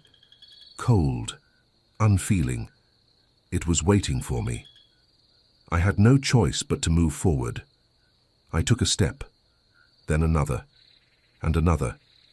Each step felt like it took me further from the world I knew, closer to something darker, something older. I didn't want to look back, but the compulsion was too strong. I turned. The man from the counter was standing in the doorway, smiling, and the truckers were there too, all of them, their eyes fixed on me. "You can't escape," they all whispered. In unison. "The road doesn't let go." I shook my head, panic clawing at my chest. The truck's engine roared again, louder now, the sound vibrating through my bones. The figure in front of the truck stepped forward, its head tilting slightly, as if it were studying me. The darkness that clung to it was unnatural. Like it was a part of the very night itself. I couldn't breathe. My legs were heavy, my head was spinning. I had no choice now. The road had already claimed me. The figure reached out, its hand like a shadow, long and impossibly thin. It brushed against my arm, sending a cold shiver through my entire body. And then it spoke. "It's time, driver." The words sent a jolt of terror through me, but they didn't register at first. I couldn't process what was happening, what this thing was. It wasn't human. It wasn't anything I could understand. I stepped back, my mind screaming to run, but my feet wouldn't move. I was trapped in its gaze, locked in place as if the road itself had frozen me. The figure reached for me again, this time with both hands. Its fingers stretched, elongated like twisted branches reaching for the sky. The moment they touched my skin, I felt an ice-cold jolt surge through me, paralyzing me from head to toe, and then I heard it. A low, rumbling growl. It came from beneath, the truck, from deep within the shadows of the cab, a sound that chilled me to my core. I tried to scream, but the words caught in my throat. The figure was too close now, its breath cold against my face, and then I saw it. The truck's headlights flickered, and for a brief moment, just a flash, I saw what lay within the cab. Something unnatural. A creature, its skin dark and leathery, its eyes glowing with a malevolent hunger. Its mouth hung open in a permanent, grotesque grin, revealing rows of sharp teeth that gleamed in the darkness. It was no trucker. It was something else. The road itself was alive, feeding on the souls of those who dared to travel through it, and I had become one of its victims. The figure pulled me closer, its hands gripping me tighter, dragging me toward the open door of the truck. I tried to fight back, but it was useless. The force behind its grip was overwhelming, its strength inhuman. As I was pulled closer to the truck, I saw the other truckers move, their bodies shifting, changing. Their faces twisted into grotesque masks of hunger and pain. The creature in the cab of the truck grinned wider, and then everything went black. The next thing I knew, I was lying in the driver's seat of the truck. But it wasn't the same truck anymore. The truck's interior was no longer the clean, polished cab I remembered. It was a twisted, decayed version, its seats torn, its dashboard cracked and covered in something dark and sticky. And the most terrifying part? I was behind the wheel. I didn't know how, I didn't know why, but I could feel the steering wheel beneath my hands, and the truck's engine roared to life, louder than before. And then I heard the voice. It was the same voice from earlier. That same cold, hollow voice. The road is waiting for you. The truck is waiting for you. You will never leave. I was stuck, trapped forever in this endless nightmare. The road had claimed me, and it would claim anyone who dared to enter its path. There was no escape. There would never be an escape. I stumbled back toward the truck, my legs trembling with every step. The air around me was thick with that same oppressive heaviness, like the very atmosphere was closing in, tightening around me like a noose. I could still hear the laughter of the man in the gas station, echoing in my ears, getting louder, more mocking with every passing second. It was as though the station itself was alive, breathing in sync with me, moving just out of my reach. I had to get back to the truck. I had to get out, but the road kept pulling me in. The gas station's flickering lights seemed to drag me toward them, an unholy beacon that promised something I didn't want to find. I reached the door of the truck and yanked it open. The familiar smell of diesel and sweat overwhelming my senses.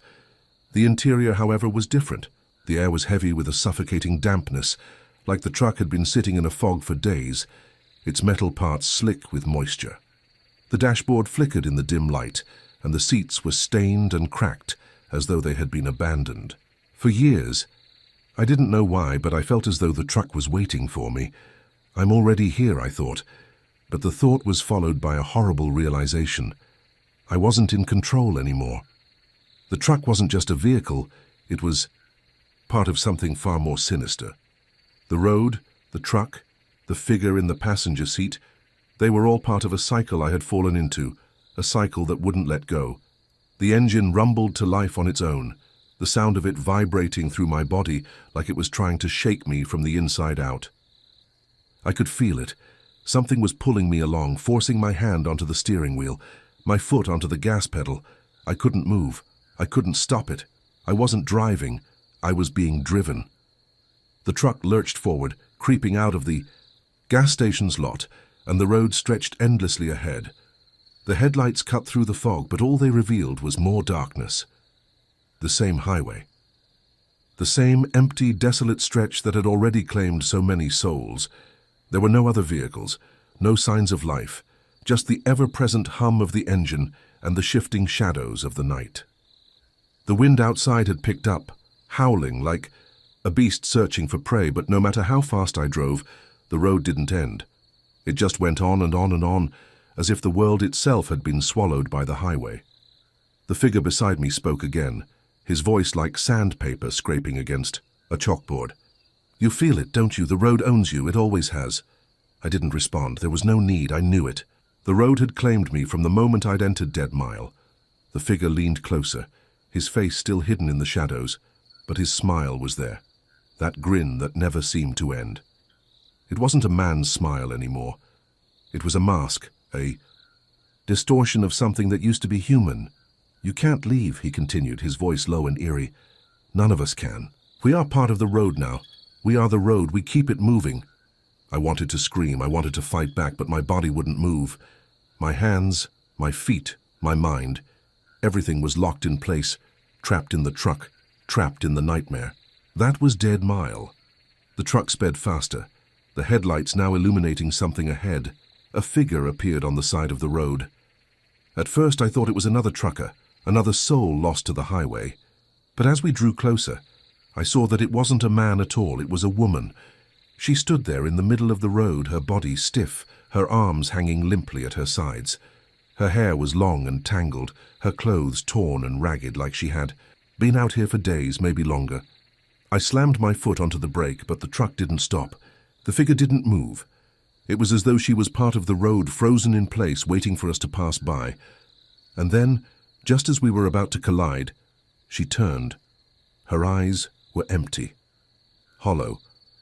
Nothing but darkness where her pupils should have been, and then she raised her hand, slowly, creaking like an old door on its hinges. "Don't stop," she whispered, her voice coming through the truck's windshield, echoing in my mind. The road doesn't stop. The truck plowed through her, but there was no impact, no collision. It was as if she had melted into the road itself, her body absorbed by the asphalt, leaving nothing behind but a dark smear. The truck didn't. "Slow down." I wanted to scream, but the air had thickened to the point where it felt impossible to make any sound. The figure beside me laughed.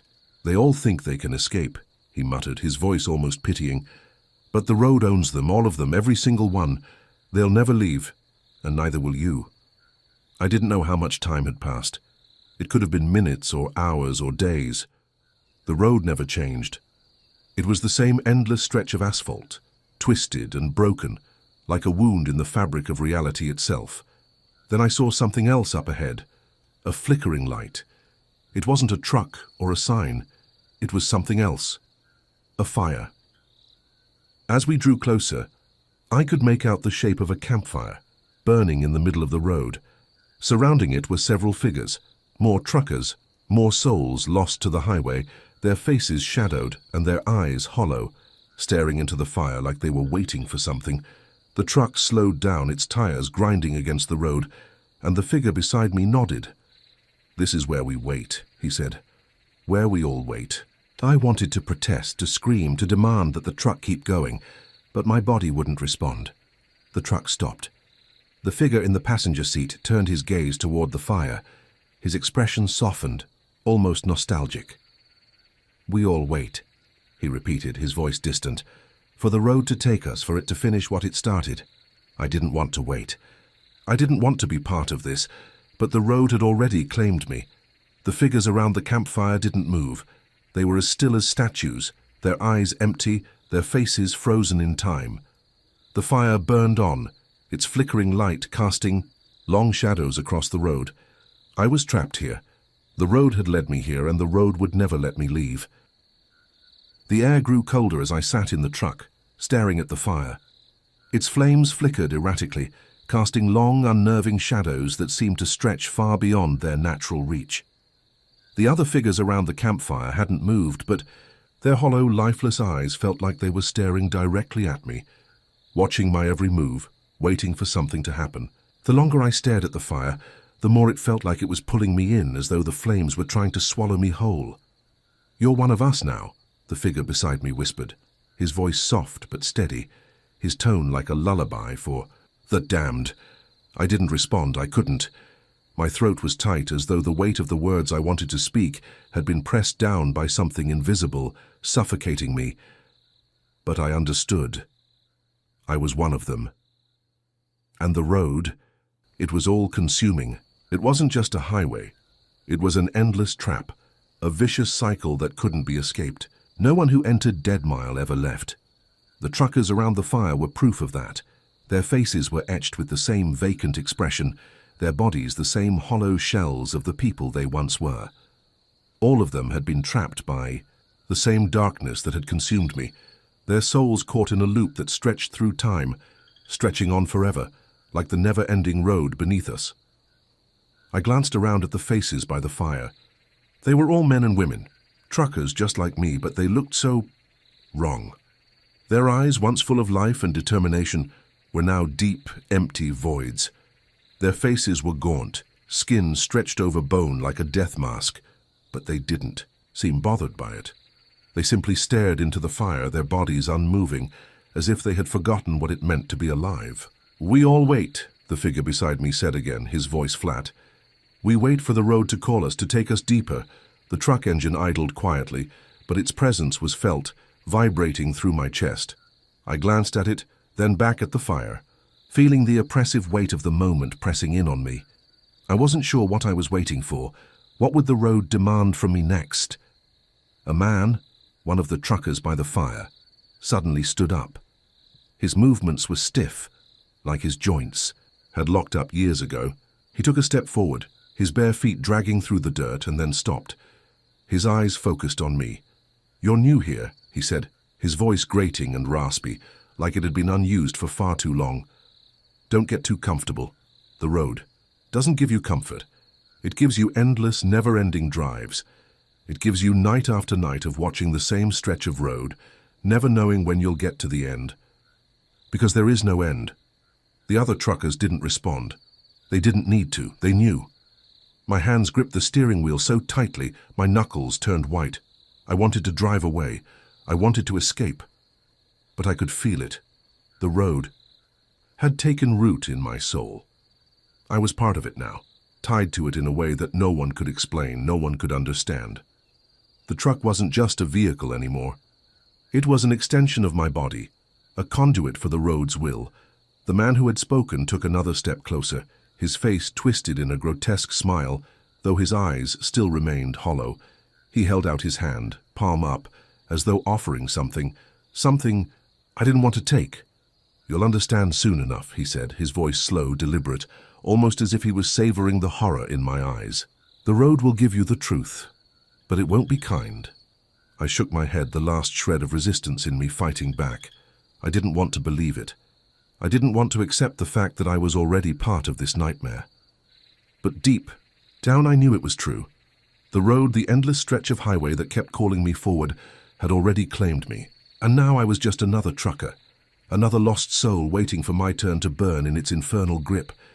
Suddenly the fire sputtered and hissed, the flames twisting like they were alive, flickering in patterns that seemed to follow some sort of unseen rhythm. The temperature dropped even further, and the night air felt colder than I'd ever experienced before, a chill that cut through to my very bones. The shadows around the fire seemed to grow taller, stretching and contorting in unnatural ways. Then a figure appeared from the darkness beyond the fire.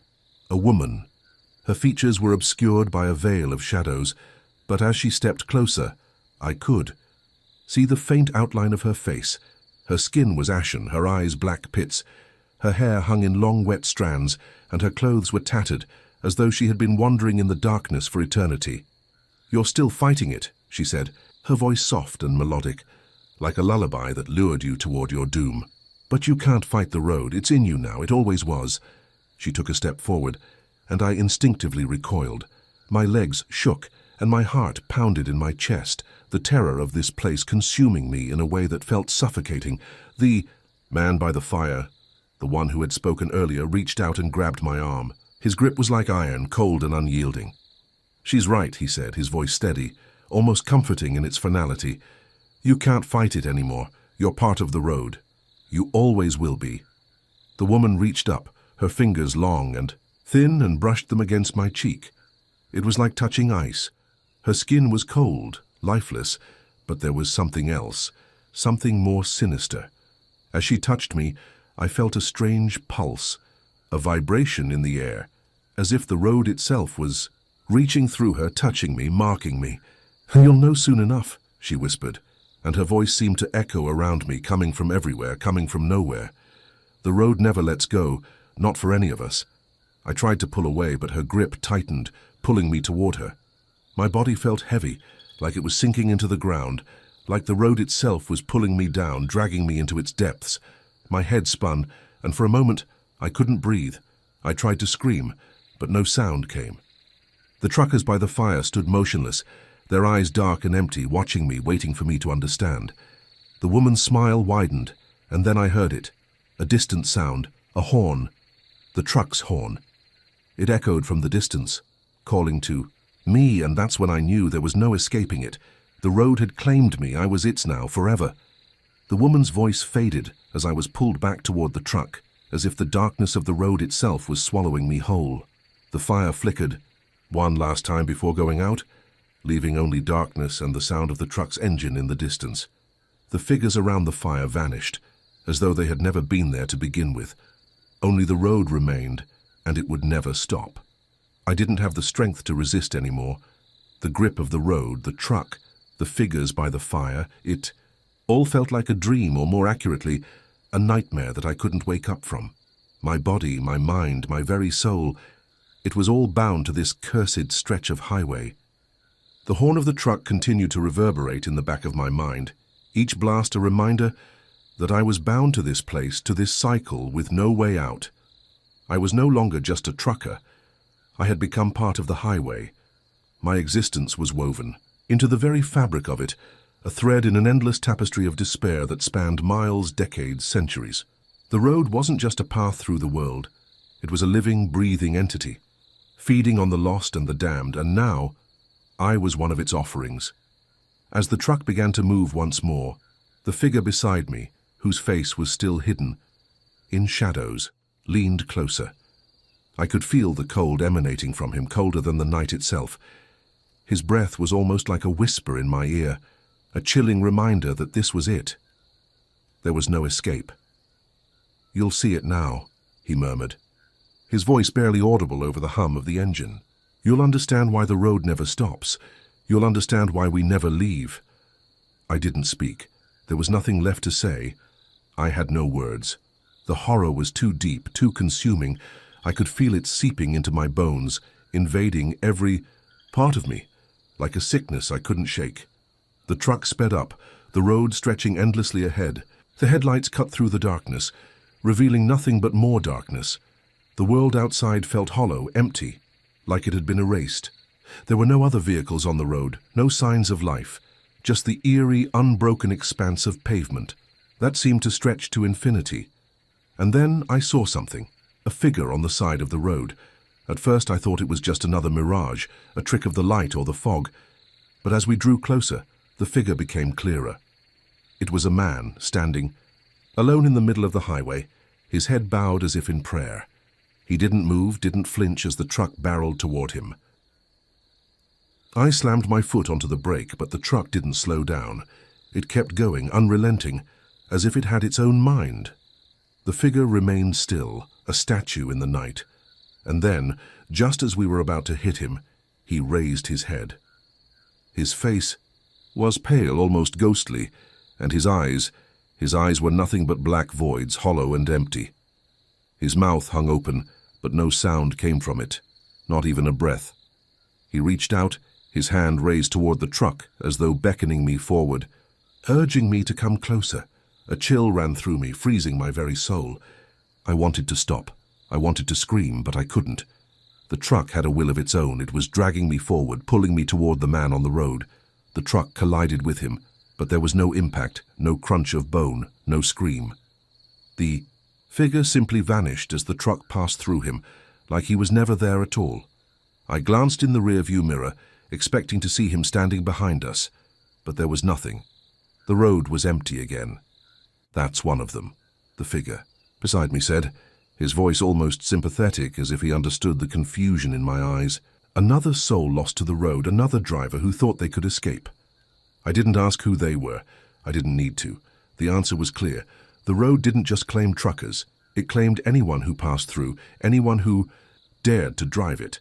And I knew in that moment that I would never leave. This highway, this cursed stretch of land, was my prison now. It was my fate. The landscape around me started to shift. The road, which had once seemed like a never-ending stretch of asphalt, began to warp. The lines in the middle of the road, once sharp and clear, blurred and twisted. The trees on either side of the highway bent and contorted, their trunks gnarled and twisted, like they were alive, like they were reaching out to grab me. The sky above darkened, swirling with clouds that looked like roiling smoke. It felt like the world itself was being consumed by darkness. The truck continued its relentless journey, speeding through the distorted landscape. The figure beside me sat still, unmoving, as if he was waiting for something. "Where are we going?" I whispered, the words barely escaping my dry throat. He didn't respond at first, his eyes fixed ahead, staring into the shifting night. "The road takes you where it wants you to go," he said finally, his voice low.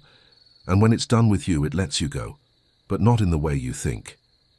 I didn't know what he meant by that, but I didn't have the strength to ask. The terror had drained me. I was beyond fear now. I was beyond hope. The road wasn't just a place anymore. It was a living, breathing entity, and it was hungry. I could feel its hunger now, deep in my chest. The hunger of the road, the endless need to consume, to claim, to swallow everything whole. And I was just one more offering, one more soul to be devoured. As the truck continued down the highway, I couldn't tell if I was moving through time or through dimensions.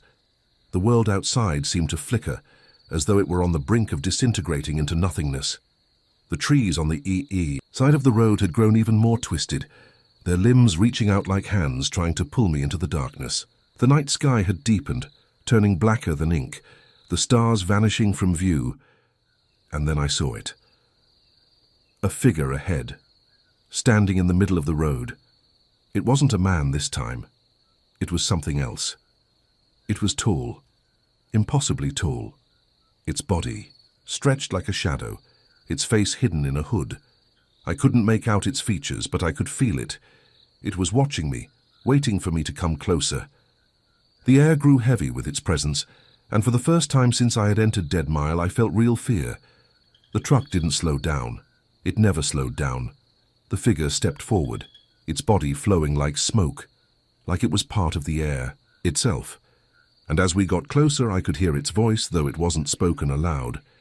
"You belong to the road now," it whispered, its voice like 1,000 voices layered together, each one more distorted than the last. "You are part of us. You can never leave." And that was when I understood.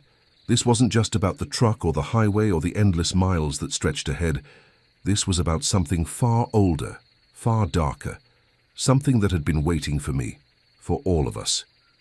We were the road's prisoners, and it had no intention of ever letting us go. The truck kept driving, the road kept stretching ahead, and I realized that I would never see the end, because there was no end. This was my fate now. This was my eternity. I could feel the truck's engine vibrating beneath me, a constant hum that seemed to sync with the beating of my heart. The road stretched out in front of us, never changing, never giving any sign that there was an end. The headlights cut through the darkness, but even they couldn't pierce the depth of the blackness around us. It felt like the world had been swallowed whole, as though we were driving through a void, an empty nothingness. The figure on the road ahead, tall and cloaked, an impossible silhouette against the dark, continued to move slowly toward us, its form shifting, morphing.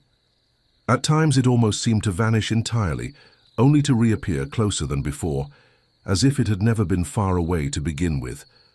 The feeling of its presence grew heavier, thicker, pressing down on me like a vice. I tried to focus on the road, to keep my attention on something, anything, but my eyes kept drifting back to the figure. I could feel its gaze even though I couldn't see its eyes. It was pulling me in, drawing me closer, as though it were calling me, speaking to me in some unspoken language that my mind couldn't comprehend. And then, in a flash of clarity, I understood. The figure wasn't just waiting for me. It wasn't just another shadow of the road. It was part of it, part of the darkness that had claimed all the lost souls who had driven down this highway. And it was beckoning me, not to destroy me, but to show me something, something deeper, something that none of us had ever been meant to see. I didn't know what it was, but I knew I had no choice but to follow. My body moved without thought, the truck steering itself toward the figure, as if it too had been drawn into the pull of whatever this thing was. I could feel the cold. Air shift around us, becoming colder, heavier.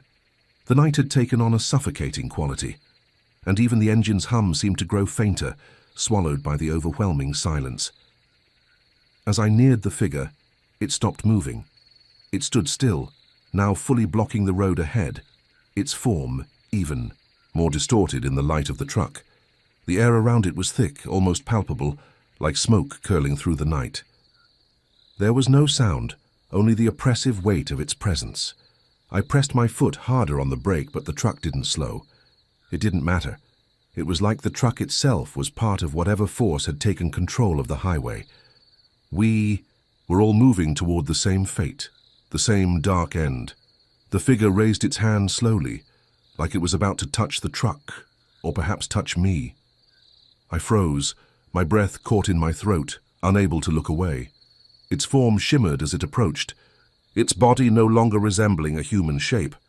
Instead, it seemed to distort, like it was made of the very shadows that clung to the highway, twisting and reshaping itself in ways that defied all logic. And then it spoke, not with words, but with a presence, a feeling, a command that seemed to seep into my very soul. "You are here now," it whispered, "not in the air, but inside my mind. You have always been here." The world around me began to warp. The road, the truck, the figures, everything began to dissolve, stretching into impossibilities, like the fabric of reality itself was coming undone. The truck seemed to flicker, as though it was both there and not there at the same time. The shadows around the truck deepened, swirling and folding in on themselves. "You are part of the road," the figure continued, its voice not from its mouth, but from all around me. "You are one of many. We are all connected, bound by the same endless journey." I could feel it now, deep inside. The truth of what the road was. It wasn't just a place. It wasn't just a highway that stretched on forever. It was something older, something ancient.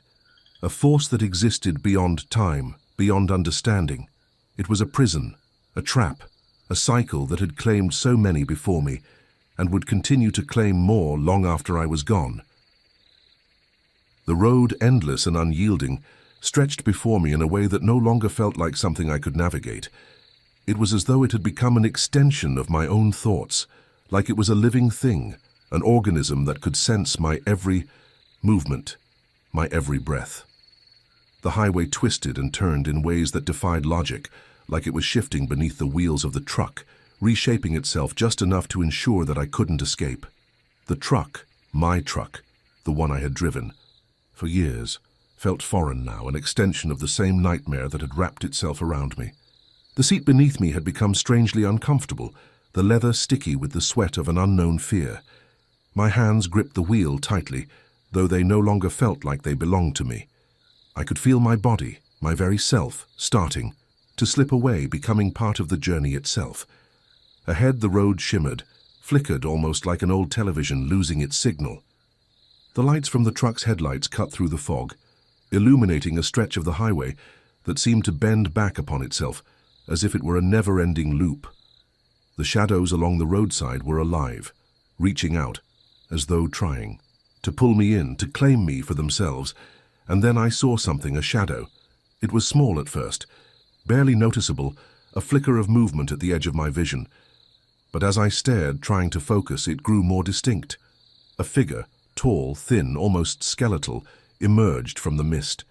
It was moving slowly, its legs jerking and twitching unnaturally, with every step, as though it wasn't entirely human. Its arms hung low, swaying like pendulums with each movement. For a moment, I thought I could hear the crunching of gravel beneath its feet, but when I turned the radio off, the silence was deafening. There was no sound, except for the truck's engine and the faint hum of the road.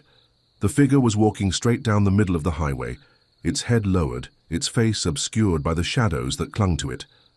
I couldn't tell if it was staring at me, but I could feel its eyes that weren't even there, piercing into my soul. I slammed my foot on the brake, but again, the truck didn't respond the way it should have. The brakes barely whispered. like the truck was unwilling to stop. It didn't matter. The figure didn't move, it didn't flinch as the truck came closer. I could feel my heart thumping in my chest, each beat louder than the last. Sweat broke out across my forehead, and my hands began to tremble on the wheel. This was wrong, this was all wrong, but I couldn't look away. I couldn't turn the wheel. The figure raised its head slowly, revealing a face, or at least, what should have been a face. There was nothing there but empty space, a black void where its features should have been. The darkness in its face stretched deeper and deeper, as if it was trying to pull me in, swallow me whole. And then, in a voice. That was not a voice at all, just a whisper in my mind, it spoke. "You're too far gone. You will never leave. Not alive, not dead, never free." I felt its words wash over me, filling me with a cold dread that sank into my bones. I tried to move, to force my hand to turn the wheel, to do something, anything to break free. But it was no use. My body didn't respond. The truck kept moving toward the figure. The road beneath us seemed to stretch impossibly, as if the distance was growing longer instead of shorter. The headlights flickered once, twice before going out completely, leaving us in pitch-black darkness. The only sound was the low hum of the tires against the road and the muffled creak of the truck's frame. And then, just as suddenly as it had appeared, the figure was gone. The road was empty again, but I couldn't shake the feeling that it hadn't really left. It had just moved on, watching from somewhere in the dark, waiting for the next moment when I would lose control. I don't know how much time passed after that. Minutes? Hours? Days? It didn't matter. Time felt irrelevant here, stretched thin and distorted like the road itself. I had lost track of everything. The truck, the highway, the figures, all of it had blurred into one unending nightmare. But then I saw something again, something different this time. A small figure crouched by the side of the road just off the shoulder near the trees. It was barely visible, but the faint glow of its eyes, pale and shimmering, shone through the darkness. I felt a strange pull to it, like I needed to know what it was. A compulsion I couldn't explain. It was as if the road itself wanted me to see this figure, to approach it. I slowed the truck, though I wasn't sure why. The engine's hum grew louder, vibrating through my bones. The truck jerked and stuttered as if it didn't want to stop. But I couldn't stop myself. The figure straightened up slowly, revealing a twisted form. It was hunched, its limbs too long for its body, its features warped and exaggerated. Its eyes, those glowing eyes, were the only thing that seemed alive, in its entire being. It stepped forward. I braked again, but the truck didn't respond in time. The figure was already too close. It reached out, its hand, if it could even be called that, stretching toward the truck. Its fingers were long, too long, the skin twisted and stretched with dark veins running beneath. And then it opened its mouth, a jagged hole in its face, and a sound, a voice maybe, poured out. It was a sound like gravel scraping against glass, like something dying from the inside out. I felt it reach inside me. "You can't go back." The words weren't spoken. They were felt, seeping into my very mind, crawling beneath my skin, burrowing into my thoughts. The world around me trembled. The road bent, cracked, and shifted under the weight of it. The truck's tires screeched as they struggled to maintain contact with the asphalt, the vibrations rattling through my bones. And then the figure was gone. Just as suddenly as it had appeared, it vanished into the dark, leaving nothing but silence and the endless, oppressive road ahead.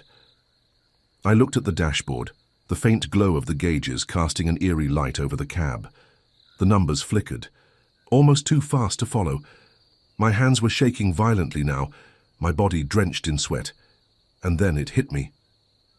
The truck had stopped. For the first time since I entered this nightmare, the truck had come to a halt. The engine sputtered, the lights dimming, and everything fell silent. But the silence wasn't peaceful, it wasn't comforting, it was suffocating. The air itself felt thick, heavy with an unseen weight. I opened the door, stepping out onto the road, the cold night air biting at my skin. I didn't know why I did it, but I needed to know. I needed to understand what had happened to me. The road stretched on in both directions as it always had. The darkness was still there, pressing against me, trying to swallow me whole. But I couldn't see the highway for what it truly was. Not yet. Because something was out there. Something I had to face. Something waiting in the darkness, just beyond the reach of the truck's headlights. And so, I took my first step into the night. The darkness felt like it was closing in around me, a suffocating blanket that pressed against my chest, making it hard to breathe. My feet shuffled slowly across the rough asphalt, the cold bite of the night air nipping at my skin. But I hardly felt it. My mind was consumed by something else now, a pull I couldn't explain, a force that urged me forward, deeper into the void. The truck, once my constant companion, sat behind me now, an abandoned machine in the silence. Its headlights were dimmed, flickering weakly, casting distorted shadows across the road. But as I walked away from it, the shadows seemed to stretch, growing longer, reaching out like fingers desperate to grab me. I turned around, the weight of the still truck pressing on my back. For the first time, I didn't feel like it was my vehicle anymore. It had become part of the road, part of whatever force controlled this twisted highway. I reached the edge of the road where the trees began to crowd in on both sides. The woods were thick and dark, like the highway itself had reached out and pulled the trees into its darkness, consuming them. I could feel something watching me, something just out of sight in the shadows. It was like the woods were alive, breathing, shifting, whispering in a language I couldn't understand. A distant sound echoed through the night. It was faint at first, barely audible, but it grew louder with each passing moment. I strained my ears, trying to make sense of it. The sound was mechanical at first, like the hum of an engine, but then it shifted, distorted. It became a low, gurgling noise like something wet, something alive was dragging itself through the dirt. I froze, a cold chill running down my spine. The sound wasn't coming from the truck. It wasn't even coming from the road. It was coming from the woods, right behind me. I turned, my heart pounding in my chest. The trees loomed like dark sentinels, their twisted branches reaching out like skeletal hands. But there was no figure in the shadows. Nothing was there. Still, the sound persisted. It was closer now, the dragging noise unmistakable. It was like something or someone was crawling toward me through the underbrush, its movements slow and deliberate. I took a step backward, my boots scraping against the asphalt. The road felt unstable beneath me now, like it was shifting, buckling under some unseen weight. The air grew colder, heavier. The feeling of being watched intensified. I wasn't alone. I never had been. The noise came again, louder this time, a horrible wet sound like flesh scraping against the earth. My pulse quickened, and a surge of panic rose within me. I turned back toward the truck, but it felt miles away now. The shadows had deepened, stretching impossibly far in every direction, and then a shape emerged from the darkness. At first I thought it was just another trick of the night, a shadowy figure moving in and out of the trees. But as it stepped into the dim light from the truck, I realized it was something far worse. The thing that emerged from the woods wasn't human.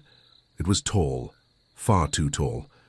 Its limbs were unnaturally long, bending at odd angles like a marionette, whose strings had been twisted and pulled in every direction.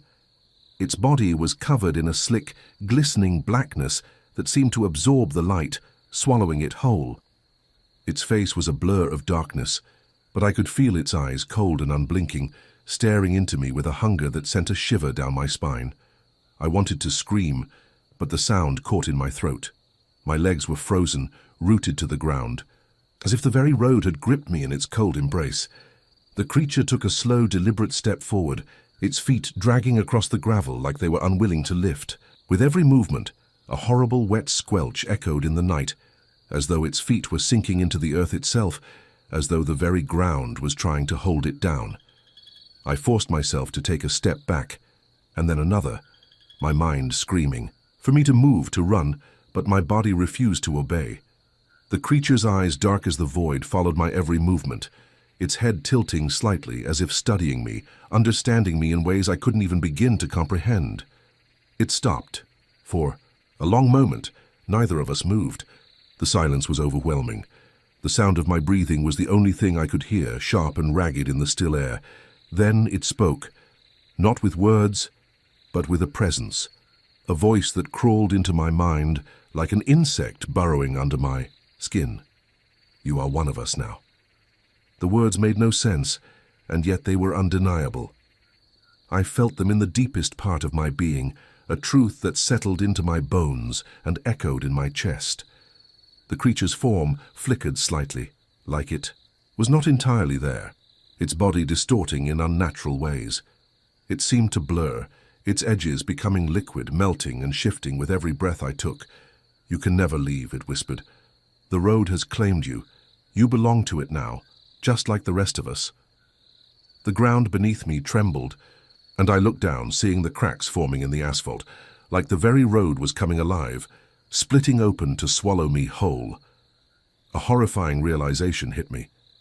The highway, the road that had always been there, wasn't just a path.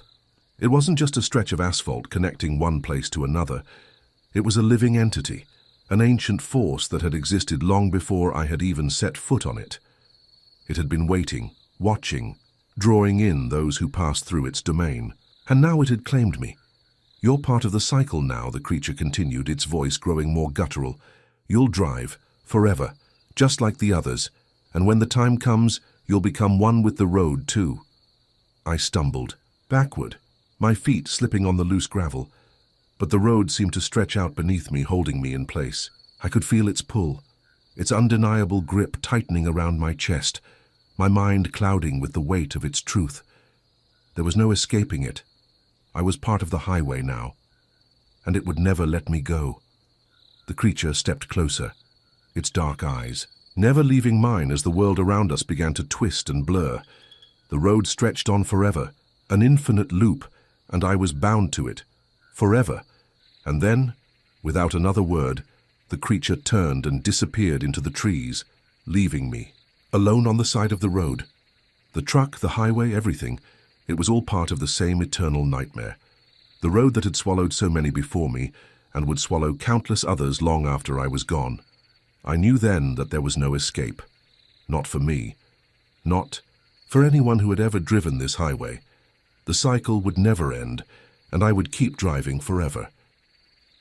The night stretched endlessly in front of me, an oppressive weight settling on my chest as I stood there, frozen. The air was thick with something I couldn't quite name, an eerie stillness that hung heavy like a storm waiting to break. My mind swirled with the words the creature had spoken, a constant whisper in the back of my thoughts. You're one of us now. I turned slowly, my eyes drawn back to the truck that seemed so far behind me, its once familiar shape now a grotesque part of this nightmare. The headlights were dimming, flickering like they were on the verge of failure. But even without their light, the truck felt alive, watching, waiting. It was part of the road, part of the cycle.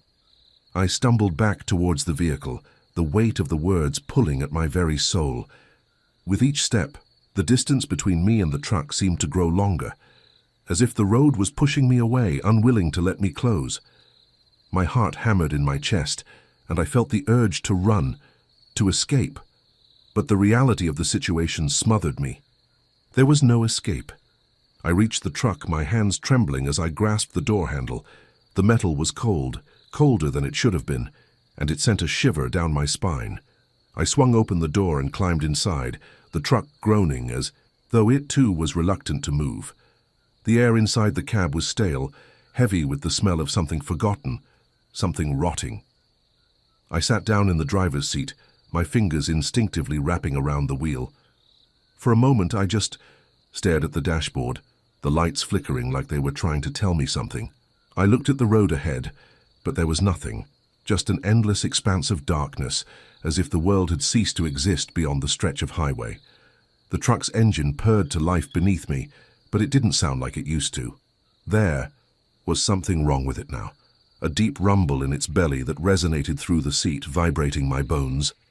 A low hiss filled the cab, coming from somewhere beneath the truck. I glanced at the side mirrors, but the road was empty. Nothing but the blackness that seemed to consume everything. No trees, no signs, no buildings, just the road, endless and unyielding. I slammed my foot down on the gas pedal, desperate to move, to do something. The truck lurched forward, the tires screeching against the asphalt as it jolted into motion. The highway stretched on, an infinite ribbon of darkness, twisting and turning in ways I couldn't understand. The landscape shifted, though I couldn't tell how. One moment the trees were gone, replaced by thick, oppressive fog. The next there were buildings, ruins maybe, looming along the sides of the road. But there was no sound, no sign of life, just the road and the relentless motion of the truck. As I drove, I felt something inside me, something dark and cold, starting to wake. It was as if the road was pulling at me, bending my thoughts, twisting my will. I could feel it in my chest, in my mind pressing against me, filling every inch of my body with an icy dread. The longer I drove, the more the truck felt like it was controlling me, guiding me through the night. I tried to focus, tried to push the thoughts away, but they kept creeping in. The cycle, the road. The words of that creature echoed in my mind, a constant reminder of what I had become, a part of the highway, a part of the endless journey that would never stop. As I drove deeper into the darkness, the temperature dropped. My breath fogged up the windshield, and I could feel my fingers numb against the steering wheel. The road ahead became even more distorted, like a mirage in the distance. But I couldn't stop. I had no choice but to follow it, to keep going, and then, just as I thought it couldn't get worse, I saw it. A figure standing in the middle of the road. I slammed on the brakes, but the truck didn't respond. It continued to slide forward, faster and faster, the brakes useless, the wheel unyielding. In my hands, the figure didn't move. It just stood there, a silhouette against the darkness. I closed my eyes, waiting for the impact, but there was none. The truck passed through the figure like it wasn't even there. I opened my eyes, confusion flooding my thoughts. The figure was gone, vanished without a trace, as though it had never existed. But it hadn't been a trick of the light. It had been real, and it had been waiting for me. My heart pounded in my chest, my breathing shallow as I tried to regain control. The truck continued on its relentless path, its engine growling louder, the rumble of the road vibrating through me. I couldn't escape. No matter how hard I tried, the road would never let me go. I glanced at the side mirrors again, and this time I saw something else. The shadows along the side of the road were moving, shifting in the dark like they were alive. At first it was just one shadow, a silhouette darting between the trees. But then more emerged. Dozens of them, all moving in unison, keeping pace with the truck. They were watching me, following me, closing in. My pulse quickened. The truck's engine roared as I pressed the gas pedal harder, but the road didn't let up. It kept pulling me forward faster and faster, the shadows keeping pace, getting closer. They were almost on top of me now, their forms becoming clearer, hunched, twisted figures with glowing eyes and sharp, jagged teeth. I tried to fight it, to steer the truck off the road, but the wheel wouldn't turn. It was like the road had taken control, guiding me deeper into the darkness, into whatever nightmare awaited. I could hear their whispers now, low and guttural, filling the cab with a sound like static. "You belong to the road," the voices murmured, one after another. "How you will never leave. Not alive, not dead, never free." The truck lurched again, its tires skidding across the road, and I felt a jolt of terror shoot through me. I could feel the creatures closing in, their breaths hot against the windows, their forms flickering in the dark. I didn't know how much longer I could hold on, how much longer I could keep pretending that I was in control. I wasn't. None of us were. The road had taken us all, drivers, travelers, souls that had been lost to its endless stretch. It would take me too. And then the voices grew louder, the shadows closing in around me like a wave crashing over the truck. The headlights flickered once more, and the road ahead was swallowed by darkness. I was no longer driving. I was being driven, and no matter how far I ran, no matter how hard I tried to escape, I would never leave. The road had claimed me, and it would claim anyone who dared to follow it. The endless highway, the eternal journey. It was waiting for its next victim, and I would keep driving forever. The air inside the truck had become suffocating. The stale, oppressive atmosphere clawed at my lungs, making it hard to breathe, like the very truck itself was closing in on me. It was as if the vehicle and the road had fused together, both now, an inseparable part of this endless nightmare. The shadows on the sides of the highway, now multiplying into hundreds of twisted, hunched figures, seemed to laugh without sound, their forms flickering in and out of sight like a bad dream that refused to end. I gripped the steering wheel tighter, knuckles white, but there was no use. The truck drove on its own, pushing me forward, unwilling to let me turn back. My feet, now numb, still pressed on the gas, but I wasn't in control. The truck was alive, a creature with a mind of its own, and I was nothing more than a passenger on this horrifying journey. The shadows kept pace. I could feel them, their cold breath on the back of my neck, their hungry eyes waiting, watching. Their whispers slithered through the cracks in my mind, slithering like serpents, filling every inch of my thoughts with dread. They were speaking. To me now, their voices low and insidious, weaving in and out of each other, becoming a chorus of madness. You'll never escape. You belong to the highway now. Forever and ever, you will drive. You will never stop. We were once, like you. I tried to shake my head, but the words wouldn't leave. They crawled under my skin, twisting around my bones, sinking deep into my soul. I tried to scream, but the sound caught in my throat. No matter how hard I tried to fight it, there was no escaping the pull. The road had claimed me, just as it had claimed every other driver before me. The shadows were its witnesses, its victims, its soldiers, and now I was one of them. The truck lurched, jerking me forward with a sudden force. My eyes snapped to the windshield, and I saw the highway stretch on, unending. The asphalt had become something else now, something darker, slicker, like black tar dripping from the edges of the world. The yellow lines on the road twisted and writhed, as though they had a life of their own, crawling like serpents beneath the truck's tires. I didn't know how much time had passed. It felt like days, weeks, months, an eternity. The truck had become a blur. The world outside nothing but a series of dark shapes that appeared and vanished in the blink of an eye. The shadows had closed in around me, pressing against the windows like they were trying to get in. I could see their faces now, twisted and contorted with hunger, their mouths open wide, dripping with something foul.